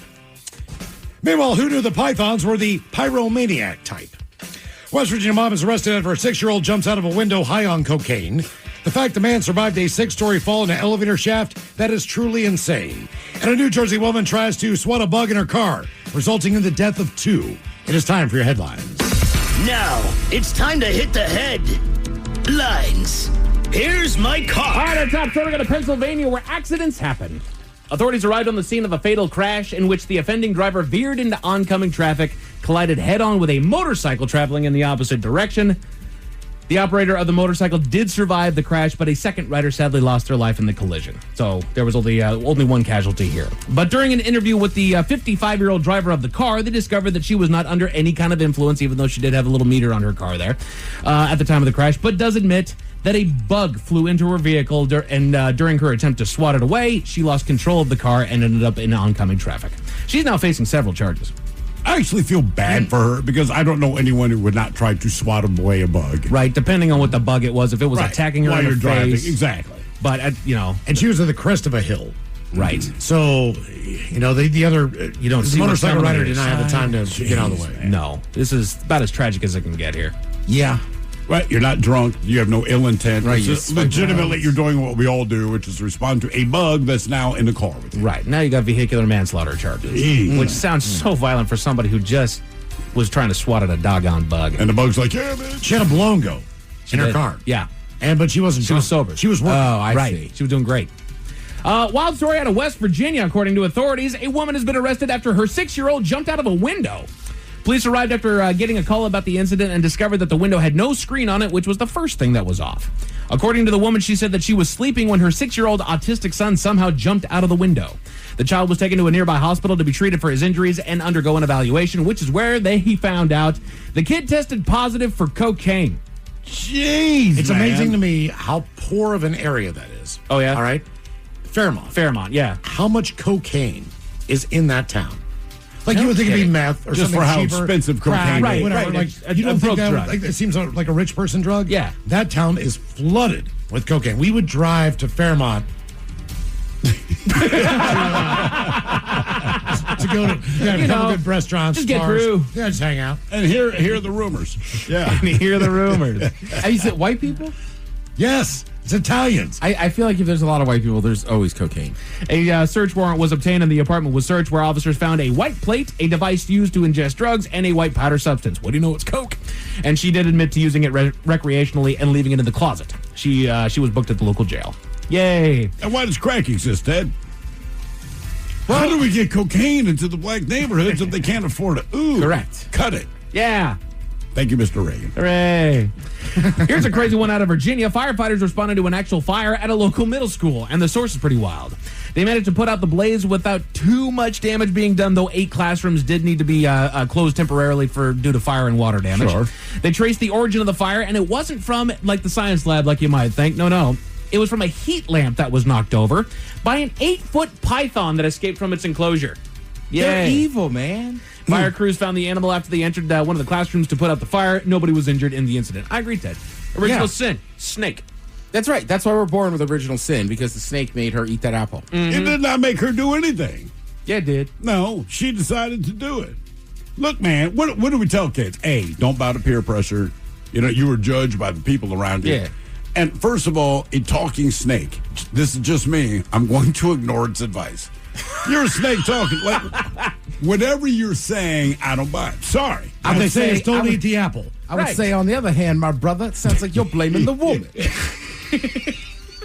Snake lost his legs in that one, too. Yeah, we're blaming the snake. Yeah. All right. We go to Missouri where the I criminals... ain't blaming the woman. I told you not to eat that. Oh, so I go to work, and then the snake says, oh, don't worry about him. Go ahead. I asked you don't to touch do it. one thing. Don't eat the apple. We go to Missouri where the criminals are stupid. We toasted this man earlier today. A local man went to the courthouse for an unknown reason. Probably to serve, for another crime. Doesn't matter why he went. Why did he bring what he brought? But he needed to make his way through security before he could get in. Following protocol, he placed his bag on the conveyor belt and it went through the scanner. But the bag was flagged due to the throwing star that he had inside of it. Side note, who's walking around with a throwing star? People that are on meth. People that are on meth, yeah. I mean, it's cut and dry. That and ninjas. And teenagers. Upon searching it. Right, exactly. That's what I thought. I mean, I was in metal shop when I was a kid. We made throwing stars. Throwing stars are cool when you're a kid, then you realize you can't really throw them well. The roof of the metal shop actually had nothing but throwing stars all the kids made. Upon searching his bag, officials also found a meth pipe that was inside of it as well. He was arrested, but as the officer was reading him his rights, he attempted to flee the scene, which always makes the situation better. Always get away. He's now facing further charges. But just in case those stories left a bad taste in your mouth, Thankfully, there's good news. we go to Pittsburgh for the last rescue operation of the week. Authorities got a call about a scary situation that involved a man who was stuck after a nasty fall. The fall had occurred in a building downtown and involved our man somehow managing to fall 6 stories down an elevator shaft. He miraculously survived the fall, but was unable to get out of the shaft. Officials arrived and found the man, though nobody... Damn right. Shaft. Though nobody else was in the building, they believe that friends had gone to help find help in the time that it took authorities to get there. That's why nobody else was there. Are you sure? No. I'm We're just going to get help, Gary. The story I read said, and this is a quote, that the others that have been with him fled the scene. I don't know whose story's more updated. There's fled the scene. Either way, they weren't there. Right. But he did not start alone. They eventually got access to the victim and put him in an ambulance to be treated for his injuries to both of his legs, as well as multiple other aches and pains. Honestly, after 6 stories of a fall, a couple injuries to your legs and aches and pains, I think he ended up okay. That is terrifying. It is absolutely. In our old building, it's not that anyone fell. This was just one of the funniest things I've seen, and it's unlikely. So we're on the 16th floor. We get on, I believe, was it the 4th or 5th floor of the hefty folk. She's looking at her phone. Yeah. She drops her phone as she's stepping onto the elevator. Goes right down the... it went down that 1-inch slit, and we'd seen her every day for years. I'd never heard her speak, and just F-bomb. Yeah, it just went straight down the shaft. That's warranted.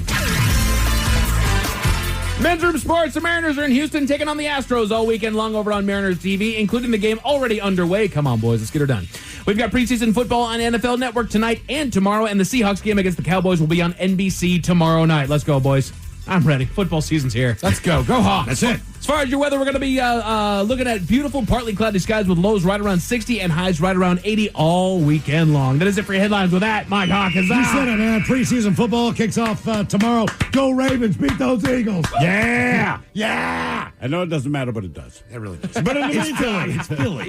It's Philly. In the meantime, we be all about this bitch. So until Monday, please do what you do best. And for Aletha's sake, stay beautiful.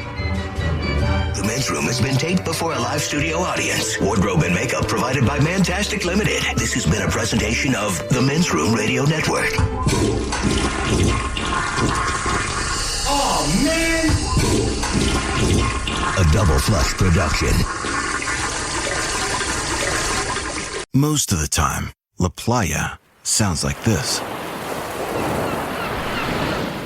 For some, La Playa also sounds like this. 30, the 20, the 10.